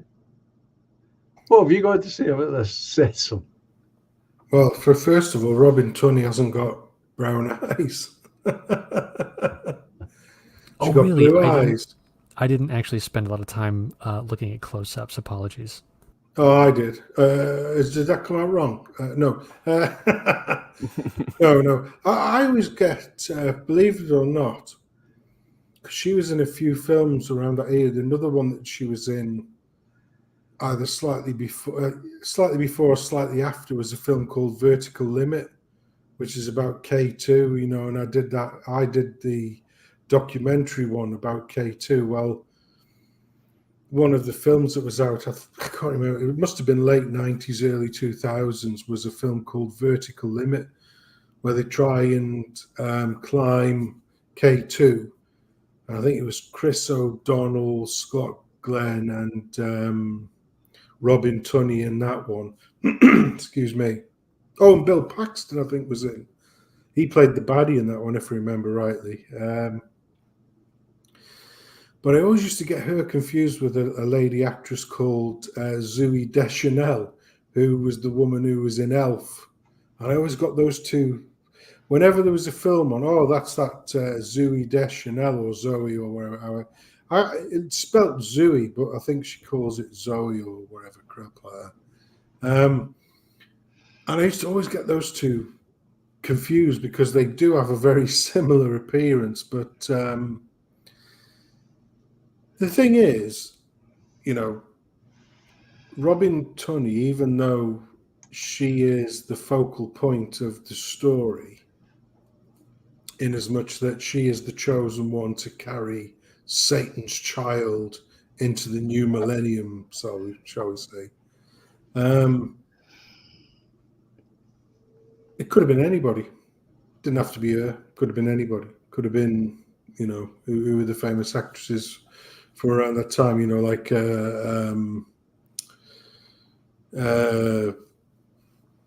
what's that lady who was in Kiss the Girls? It could have been her. You know, there was nothing particularly striking about her as an actress herself, because the role could have been fulfilled by any number of ladies. And that's not to take away from her performance. I'm just saying that the story was built. The story effectively was one of redemption and redemption and retribution and all of these big sort of Christian tropes, as it were. Don't know who was involved in the production and etc. Which Eki will probably tell us, but it may not necessarily have been all Christian, shall we say? But yeah, I mean, you know, Robin Tunney, she's a good actress. I think she's a very pretty lady. I think she's a good actress. But I think in this instance, it was, you know, you could have literally put a Zooey Deschanel in there or an another. Yeah, that's the trouble with that kind of part. But no, I think they picked well. I mean, there was another film around this time also. I think that was Gabriel Byrne as well, called Stigmata. And I think the lady in that one was I've got that in my collection. Arquette. Not Rosanna Arquette. What's the other one? The one out of Medium. That Arquette woman, not Rosanna Arquette, but the other one. I'm terrible with names, but she was in the one with Gabriel Byrne in Stigmata. But once again, you know, Patricia Arquette, I think was her name actually. Yeah, Patricia Arquette. But once again, you know, you could have supplanted Patricia, who played once again a brilliant role. It was a really well acted role. But you could have literally picked any number of actresses of that era to perform that role. because that wasn't the main focal point.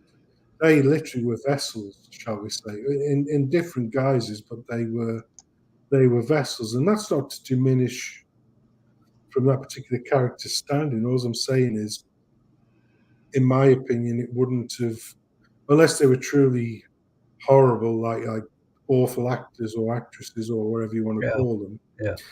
I don't think it would have made a lot of difference, if I'm being honest. Like I say, I've got absolutely nothing against Robin Tunney. She's been in some really good things, but in this particular role, could have literally been one of a dozen, two dozen different people, because the person in question wasn't the focal point.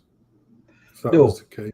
But having said that, like I say, Arnold Schwarzenegger, he's not going to be winning, a Laurence Olivier anytime soon.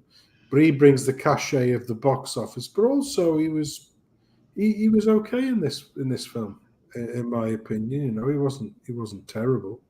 No. In fact, some of Arnie's better stuff isn't when he's playing the sort of hot macho man. It's usually when he's being slightly more kick back and standoffish, like something, for instance, like Twins. Yeah. It would probably, once again, Eki will shit all over those chips by telling me who produced it and what part of Canaan they were from. And do you want to know my thoughts on Twins? No, because I enjoyed it. I haven't seen that for a long time either. I got a whole bunch of notes just waiting. Yeah, well, the thing is, right, let me tell you now. The problem I have is these days, John, is when I see a film sort of from my era, so late 70s through to early 90s, I haven't seen that for a long time. I better watch it. Hold on a minute. Now I've got me Equilux lenses on, me glasses on. Will I be able to rewatch that film and not see it in a different light? He spoiled Beauty and the Beast for you. Can you risk another great film that you used to love? Can you risk it? So oftentimes I find myself not watching these great movies just in case. And that's all down to you, Eki. That's your fault, sir. You carry these responsibilities, Eki. What, of being a wet blanket? Well, every movie review panel needs a wet blanket, and you're it. Well, I gave a real wet blanket to Caligari. Did I not? No, but it's totally valid, and I agree with your assessment. So, okay. But I think the point I would make, get back to what Cecil was saying about these ladies and the parts that were playing. I think that's just a bit of neglect on the writer's part. If the writers had made something extra special about the choice of the baby in the beginning, that might have made a difference to the choice of actress and how then that part would be played. If you see what I'm saying. No, I agree. One of the way that the story is organized, it reminds me very much of a Russian fairy tale involving rescuing a princess. And one of the things about rescuing the princess or whatever is you don't spend time on the one being rescued. The entire focus needs to be on the rescuer. If you are focusing on a kidnapped victim and it's about the kidnapped victim escaping on their own, then there is no rescuer. It's all about the kidnapped victim. And in this instance, it's about a princess who needs rescue. I'm sorry about Los Angeles happening in the background, by the way. This is just my life. But yeah, the thing is that the way that the movie is overall organized is Arnold Schwarzenegger is supposed to be rescuing her. Yeah. And all of the focus on her is, it's like, what are you talking about? Like, we know that she's in danger. Okay, that's as far as it really needs to go. Look at, for example, Silence of the Lambs. They did a fantastic job of indicating that, okay, this is your kidnap victim. And they remind you that the kidnap victim still exists and stakes have been upped here and there. Or, the kidnap victim, though she is unsuccessful in Silence of the Lambs, she is unsuccessful in attempting to escape. She increases the stakes. What she does is create she creates mental pressure for the killer in Silence of the Lambs, so that when the cop shows up at his door, he's not regular mentally unstable. Now he's mentally unstable, plus his dog is being held hostage, which is just going to make him go nuts. And that makes his decision making poor. So it's with purpose that they showed the kidnapped victim, the princess, within Silence of the Lambs. As where within this movie, I feel like, no, it's the whole movie should have been focused pretty much on Arnold Schwarzenegger, with almost not to say no emphasis on the girl, but like de-emphasizing her. That's just my own personal opinion. I agree that I think the writing, the script was, the concepts were entertaining and amusing, and the execution was imperfect. So I feel like they had a lot of talent that ended up getting unused, and it's unfortunate. That's my actual opinion, and I think that the same thing holds with Robin Tunney as well. Yeah. So I would agree with. It also applies to the film Stigmata, which I also happen to have in my collection. I like these biblical-based horror stories, for the want of a better description. But it's the same thing there. The lady, there doesn't seem to be a very particularly clear reason why it's her and not some other lady. I think that's just the same criticism here at the end of days. There's not enough reasons why it has to be that particular lady to make it special. Well, but the reason is simple. The reason is that the plot has to happen. That's it. Yeah. But it would have been improved had they had a good reason. No, I agree. Okay, folks, we're going to wrap this up now, and I'm going to go around to each of you. And I think we'll start with Sensum. How would you like to summarize this film, End of Days, Sensum? And what score would you give it? 1 out of 10, 10 being the best and 1 being the worst?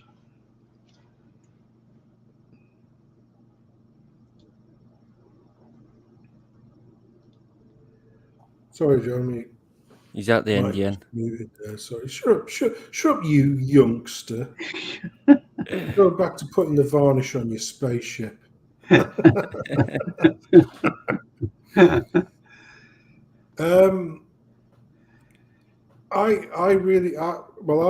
go on record as saying I really enjoy this. I always have enjoyed it. I remember it from when it first came out, although I didn't see it at the cinema.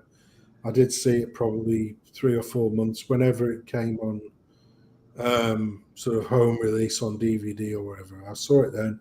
I've seen it probably at least 10. I'm going to say at least 10 times since then.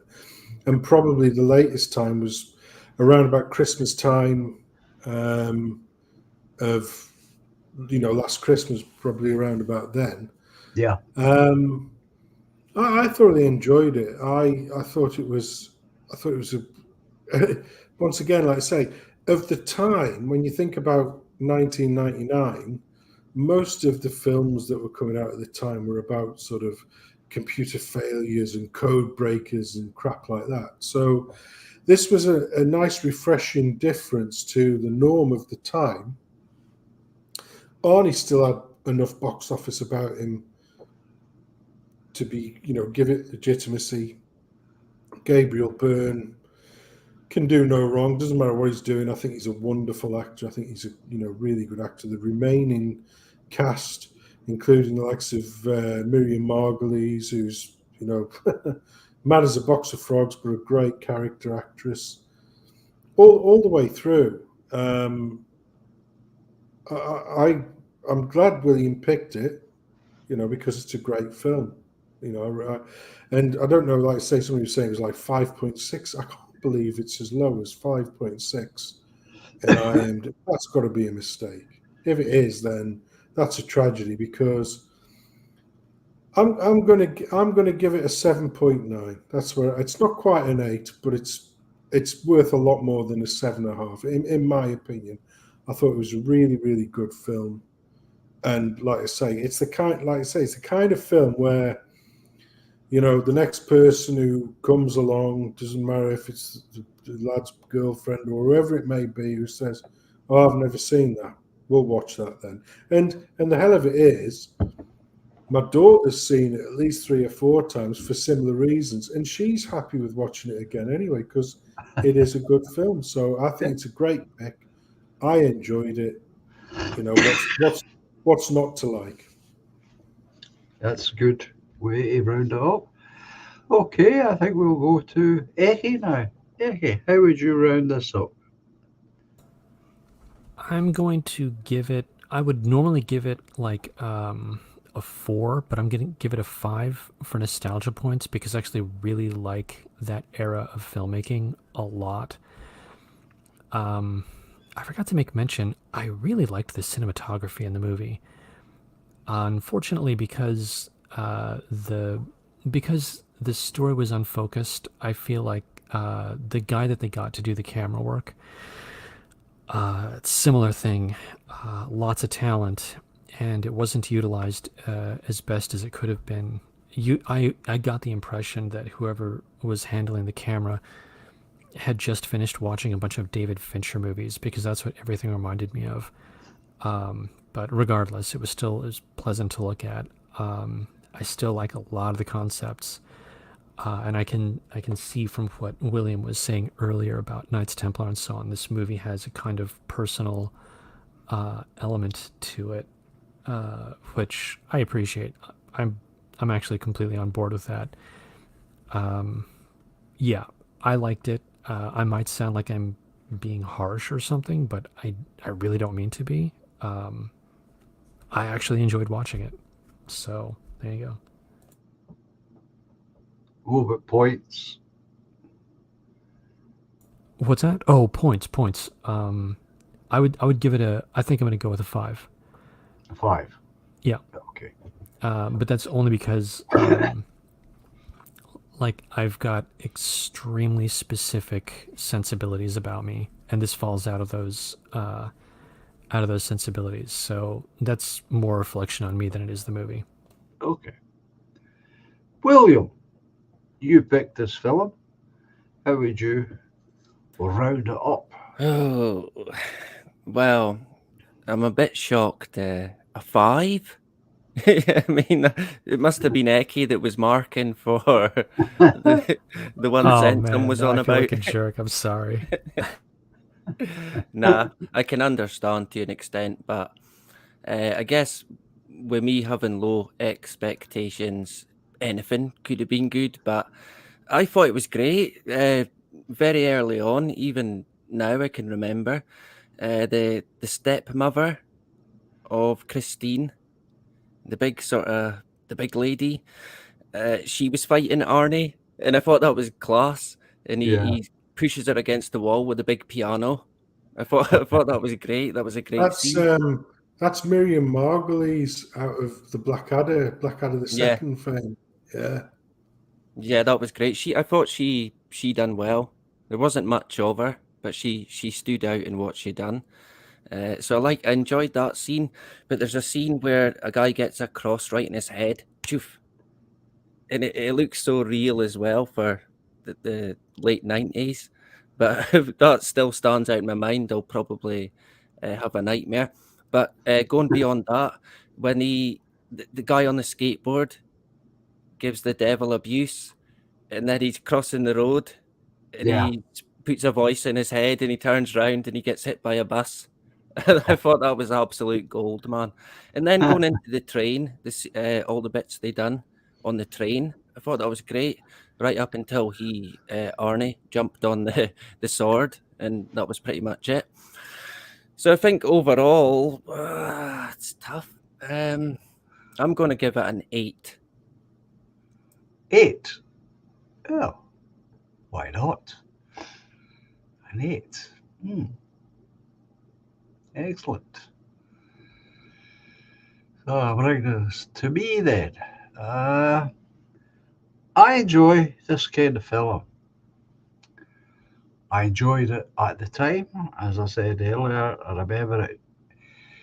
I think they utilised all the hype around the turn of the millennium and the computer chips and all that stuff.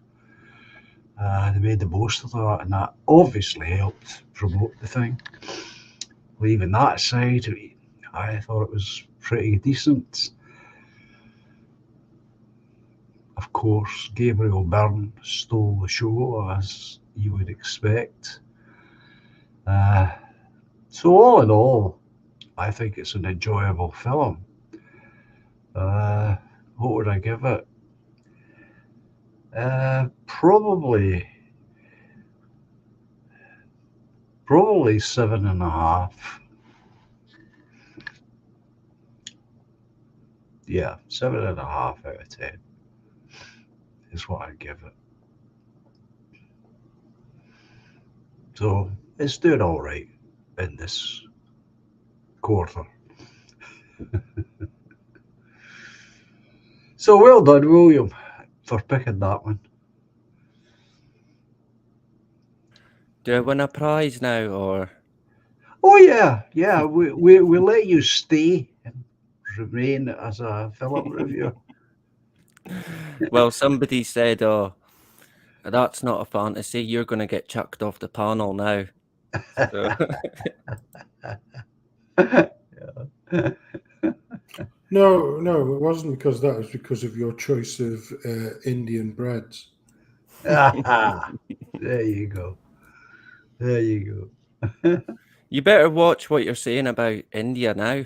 They'll fucking zap you from the moon, right? Yeah, but it's on the arse end. They can only zap my arse. They can't get me.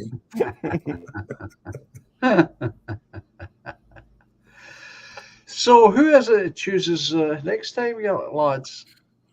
Well, I thought it was me the last time, but unfortunately it happened to land on William, who got the choice of fantasy. And so we're back that was a bigger struggle than the cast of Roots, wasn't it? But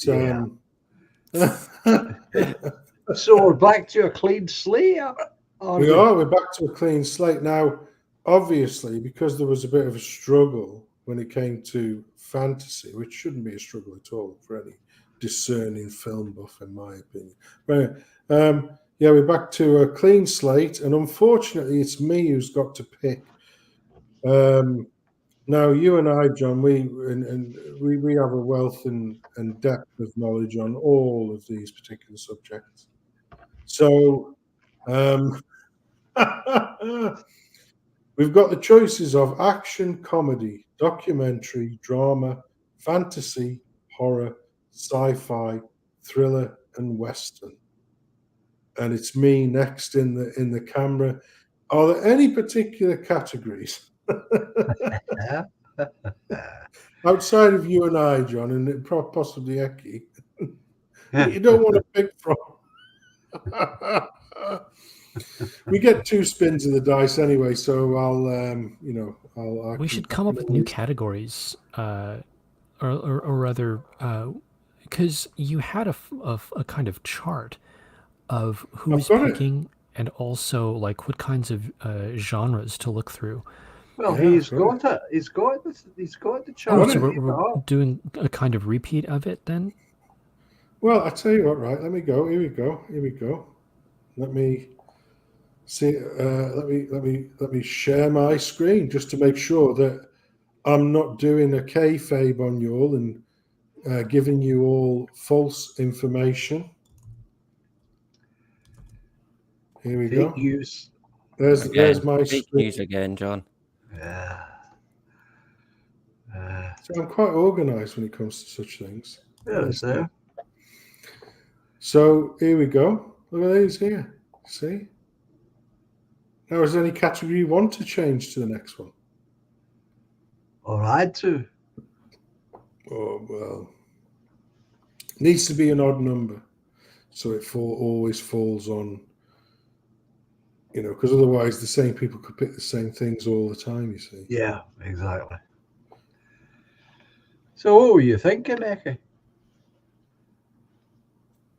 Can you even see it? You'd need a bloody telescope. I can't see that. There you go. Were you on your phone or something? Is that big enough for you? I'm on my laptop. Okay, There you go.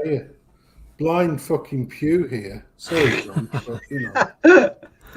You know what I mean? I kind of think that things like biopic, something like a biopic might be good. Wouldn't that be documentary? Or drama. No, I it's not. I mean, I Shall guess we? Because we can obviously swap out sci-fi for biopic if you wanted. Because William struggled to. I had the greatest film lined up for fantasy as well. I Well, I thought mean, it was my turn, and I had the greatest. But anyway, if it was going to be an odd number, then I guess we'd have to add 2 more categories we would. to keep it at an odd number. So it would have to be like biopic plus something else. So I'm going to walk back on that, and I'm going to rescind my suggestion of adding a new category, unless it can be 2. That way, the number remains odd. Well, I suppose you could, just for the devilment of it, you could say biopic and silent movie. No, don't give him ideas, John. Well, I guess you could go with classic, really, because classic. Musical. We haven't got musical. Yeah, musicals are okay. We could add that in, I suppose. That's a tricky one though, because like. No, I knew all the musicals. Well, but musicals basically stopped being produced in the 60s. Don't care. I love them. Well, no. Well, there's still a whole wealth of them. Yeah. That's not true. Rocky Horror Picture Show is a musical, sir. I'll let you know. Yeah, and then you've got La La Land is a musical, sir. I shall let you know. The Phantom of the Opera, sir, is a musical, sir. Les Miserables is a musical, sir. So okay, I'm going to say this right now. I actually think that Baby Driver is a musical. Baby Driver is a musical, sir. right. Well, Robert Ingram is suggesting sports as a category. Yeah, I've got some cracking sports films to tell you. But then, well, why not use sports and biopic? What, and add them in? Yeah. Okay, but we can't do that for this one. But I'll add them in. Well, I can add them in. No, you can add them in because you haven't made the choice. Well, unless it's in your head. No doubt it's in your head. What were we adding in again? Sorry. Sports. Right. Okay. So that would be here. I think Sensum's upset because he wanted a musical. No. You certainly know your musicals by the sounds of it. Well, I like musicals as well. Well, I like musicals as well. So don't tell people that, John. Listen, William, my mother used to take me to all these musicals when they came into the town. Let me tell you.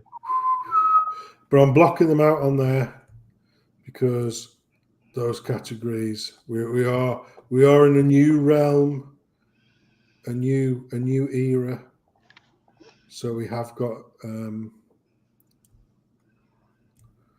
we have got this the more the new eclectic choice, which I will You quite happy with that, guys? There we go. That's the new collection, guys. Obviously, because I'm a genius, I will make sure that the coloration's correct for the next time. Action, biopic, comedy, documentary, drama, fantasy, horror, sci-fi, sports, thriller, and western. Okay. I better not get fantasy again.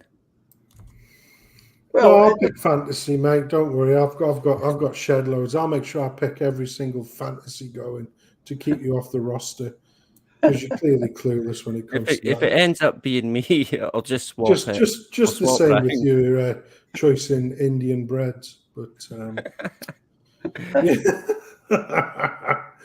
yeah. quite. So there you go. So who's picking? It's my Well, pick. Said some. Well, hurry up And then. I've got the expanded choice. There We you want go. to know what it is now. Well, I can tell you what. Well, okay then. Okay, smart ass. Which one? Which film would you like me to pick? Which You're asking the category? wrong person. Exactly. I can give you a film immediately, irrespective of the category. Yeah, but when it Which comes is to the making a depth. choice, that's the issue.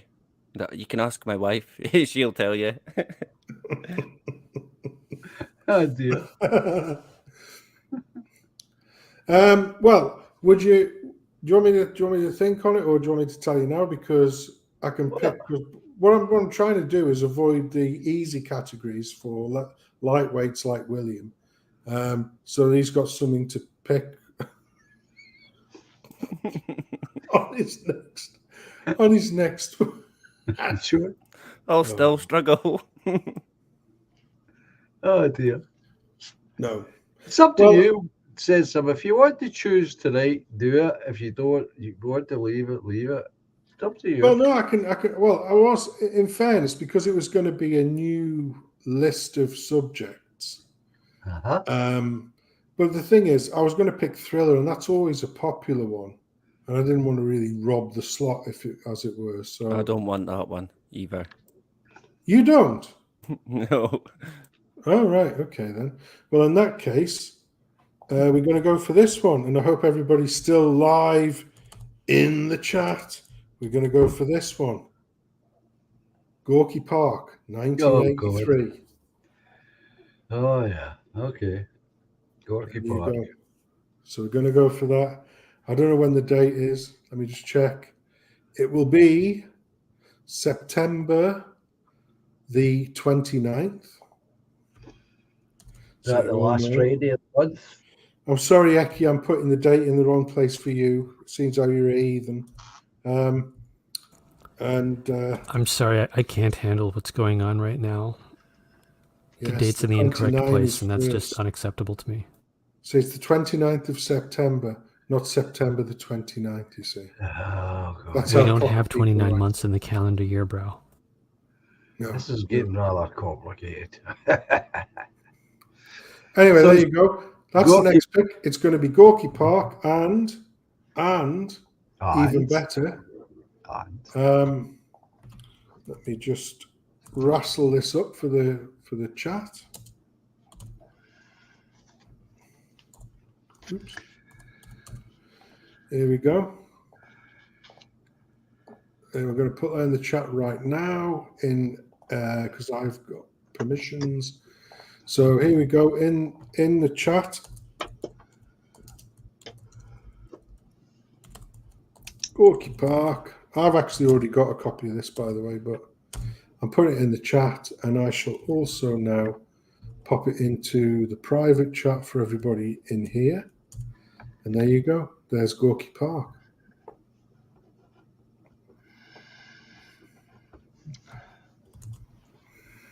And that will be next month's film, Gorky Park, starring Lee Marvin, Brian Dennehy, William. Oh, what's his name? William Hurt. Dude, this is a pretty. William- This is a really good cast. Nice. Yeah, William Hurt. Sir Ian Bannon for the Scottish element there, obviously. You know. Gorky Park. There you go. Good film, 1983. Really good film. Love that film. Once again, yet another example of a film that I've probably seen dozens of times, but I don't mind watching again. Sure. And if you haven't seen it, really good film. The thing is, you see, the people in the chat there, they think it's democracy, so they think that by shouting out films in the chat that they get to choose. Yeah, it doesn't work like that. There may be more mediocre channels other than John Davidson's channel. But here, the panel has final say. Absolutely. That's why you have delights such as the Cabinet of Dr. Kalergi, or whatever it was, Caligari, and that weird Russian thing. I like that one that Eki picked. What was that called again, Eki? That was a good one. In fact, I'll tell you what, I've got it on here, haven't I? Because we Yeah, we're on the Stalker, list. 1979 Stalker. yeah, let me go back over here. Where's my thing gone? There we go, Stalker. So where can you find a place where you've got Trading Places, Stalker, and the Cabinet of Dr. Caligari all in one go? There you go. Not This is forget. the premiere movie review channel. So we Absolutely. don't take I also want to go ahead and half say measures. once more that K2 documentary was freaking awesome. I loved that one. Oh, I've got plenty more where they come from, mate. You know, I'm well up on my documentaries. And fantasy, unlike William, and also my expertise in Indian breads. The K2 one was a bit, I don't know, grim. I did not enjoy watching that one bit. It was, yeah, grim stuff. But I expect that from It Sid. was captivating, though, wasn't it? When you think about it. I don't know. I had to watch it, so. But I kind of thought I would, if I wasn't reviewing it, I might have switched it off because, I mean, these people are insane, man. I thought I was fucking mental. These people have got a death wish when they decide to climb these mountains, but there you go. Well, each to their own, William. Aye, true, but come on. K2, man. You're talking the height of the gods. How many percentage of people even make it back? Probably a 50-50 chance, maybe if that. And I just think, well, what sort of mindset are these people when they do this? But I don't know. A lot of them know, look, that this could be it. So Yeah. what can you say to that, right? Yeah. Takes a special kind of person. to go Aye, a for that kind nutter. of thing. Complete nutter. I think that about people who buy plastic boats and they go and sail them. I think they're nutters as well. And then when they get into trouble, they expect other people to come and help them. Yeah. Do you know what cracked me up about the K2 was the Indian or the Asian Sherpas who were going up the mountain and they had like no shoes and a potato sack as a jumper, and the rest of the Americans, that always stands out in my mind, had all the best of gear and the latest of stuff, that survival stuff that you needed. And of course, who was more likely to be coming back down? It was the guy in the potato sack, right, with no shoes. And I'm not laughing at that, but it's just when you look at the difference. I mean, some people are built to live in these areas. Some mad guy from America, different story. Yeah, well, I think the way we do movie reviews on this channel is the best way to do it. But I'm biased, I would say that. And I think it's got better as we've gone along. Yeah, that reminds me, John, just as a little aside, have you heard anything at all from Leon? in recent times at all? Leo? Yeah. No, Oh, no, I haven't. I hear about him via Treble M. all right. Hopefully he's all right and everything. Well, sometimes not. Oh, okay. Yeah, he's sometimes in very precarious situations that he shouldn't be in.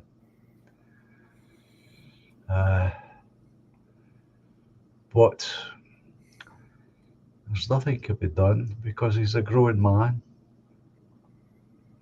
and expects that freedom of choice sends him. So Yeah. what can you do? But no, I haven't heard from him for a while. Oh well. I hope he's okay. And unfortunately, Treble M had to dip out earlier on. But Yeah. yeah, I hope he's okay. And if he sees this chat, God bless you. I hope you're doing all right, Leo. Yeah. Well, Treble M does keep me informed as to anything that's going on in the background. And sometimes that's very unpleasant.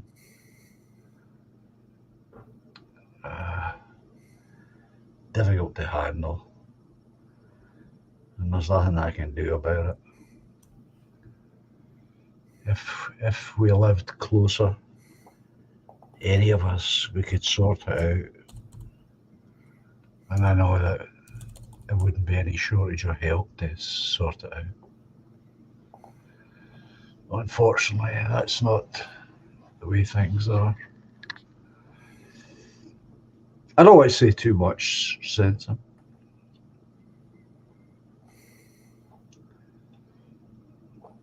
So, I'm going to bring on the outro music.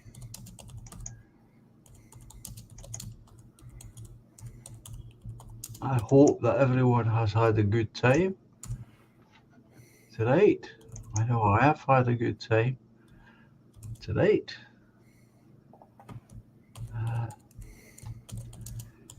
So, let me start with you, William. Any last words? Where can we find you? What are you up to, etc., etc.? Well, albeit that's life, but not as we know it.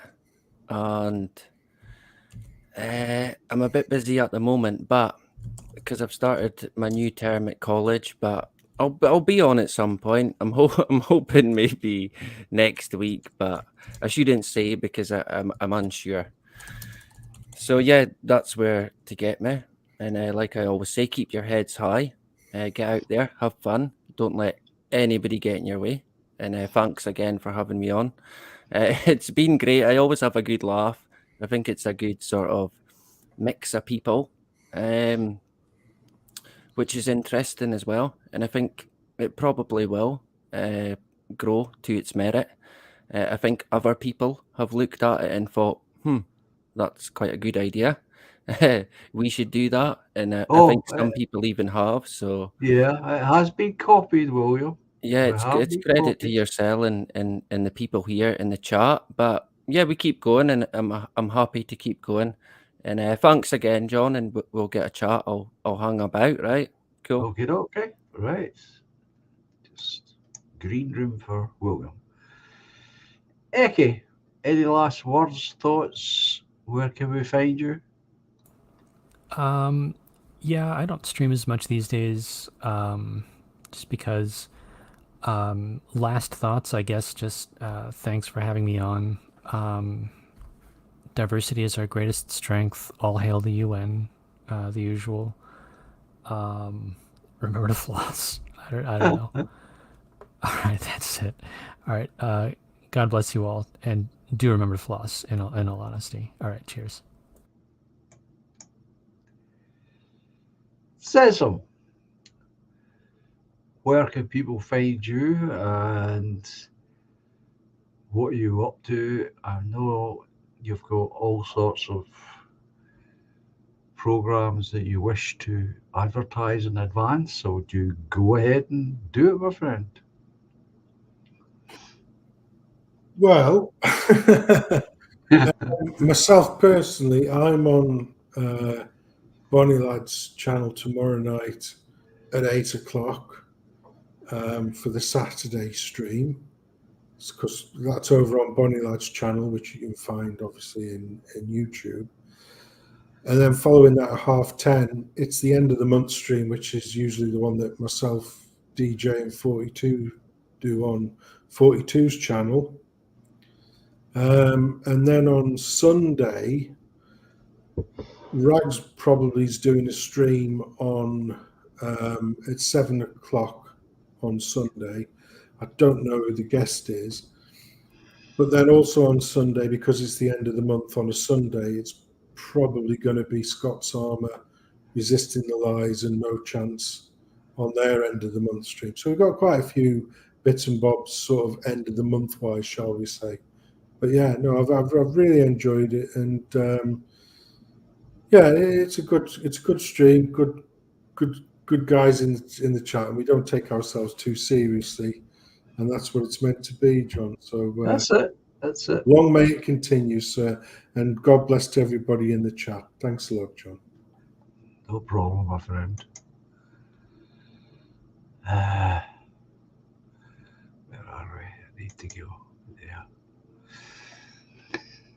So,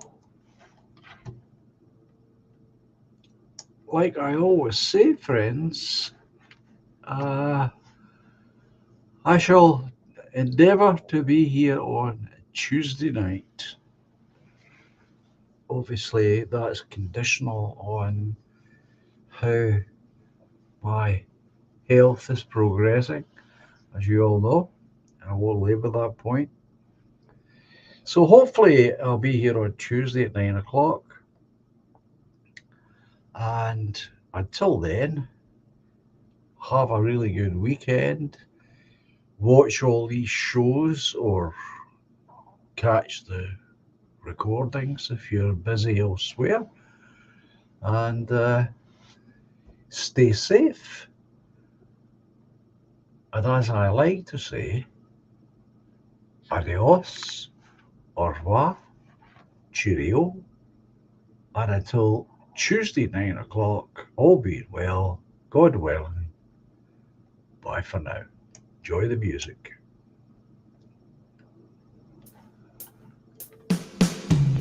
Silently the snow falls, paints a winter scene, swiftly spreads the dark rim, hides the fading autumn green. Moonbeams brush the dark wood, conjure friendships dear to me. Lightly now the breeze flows, disturbing more than just the leaves. But life's much more than we can know. We are one small glow in the eternal flow. Patiently the love grows, lifts the weary heart. Gently now she holds me, melts two worlds once apart. Moonbeams brush the dark wood, usher dreams of you and me. Softly then the breeze blows, disturbing more than just the trees. All together now. But love's much more, So much more than we can know. than we ever possibly We are know. one small glow in the eternal flow. Melodies of long ago, songs of innocence, harmonies to soothe the soul, has no consequence. Moonbeams rush the dark wood, awakening joys of you and me. Silently the snow falls, bringing winter symphony. All together now. But we're much more So much more than we can know. than we could ever possibly know. We are one small glow in the eternal flow. But life's much more than we can know. We are one small glow in the eternal flow.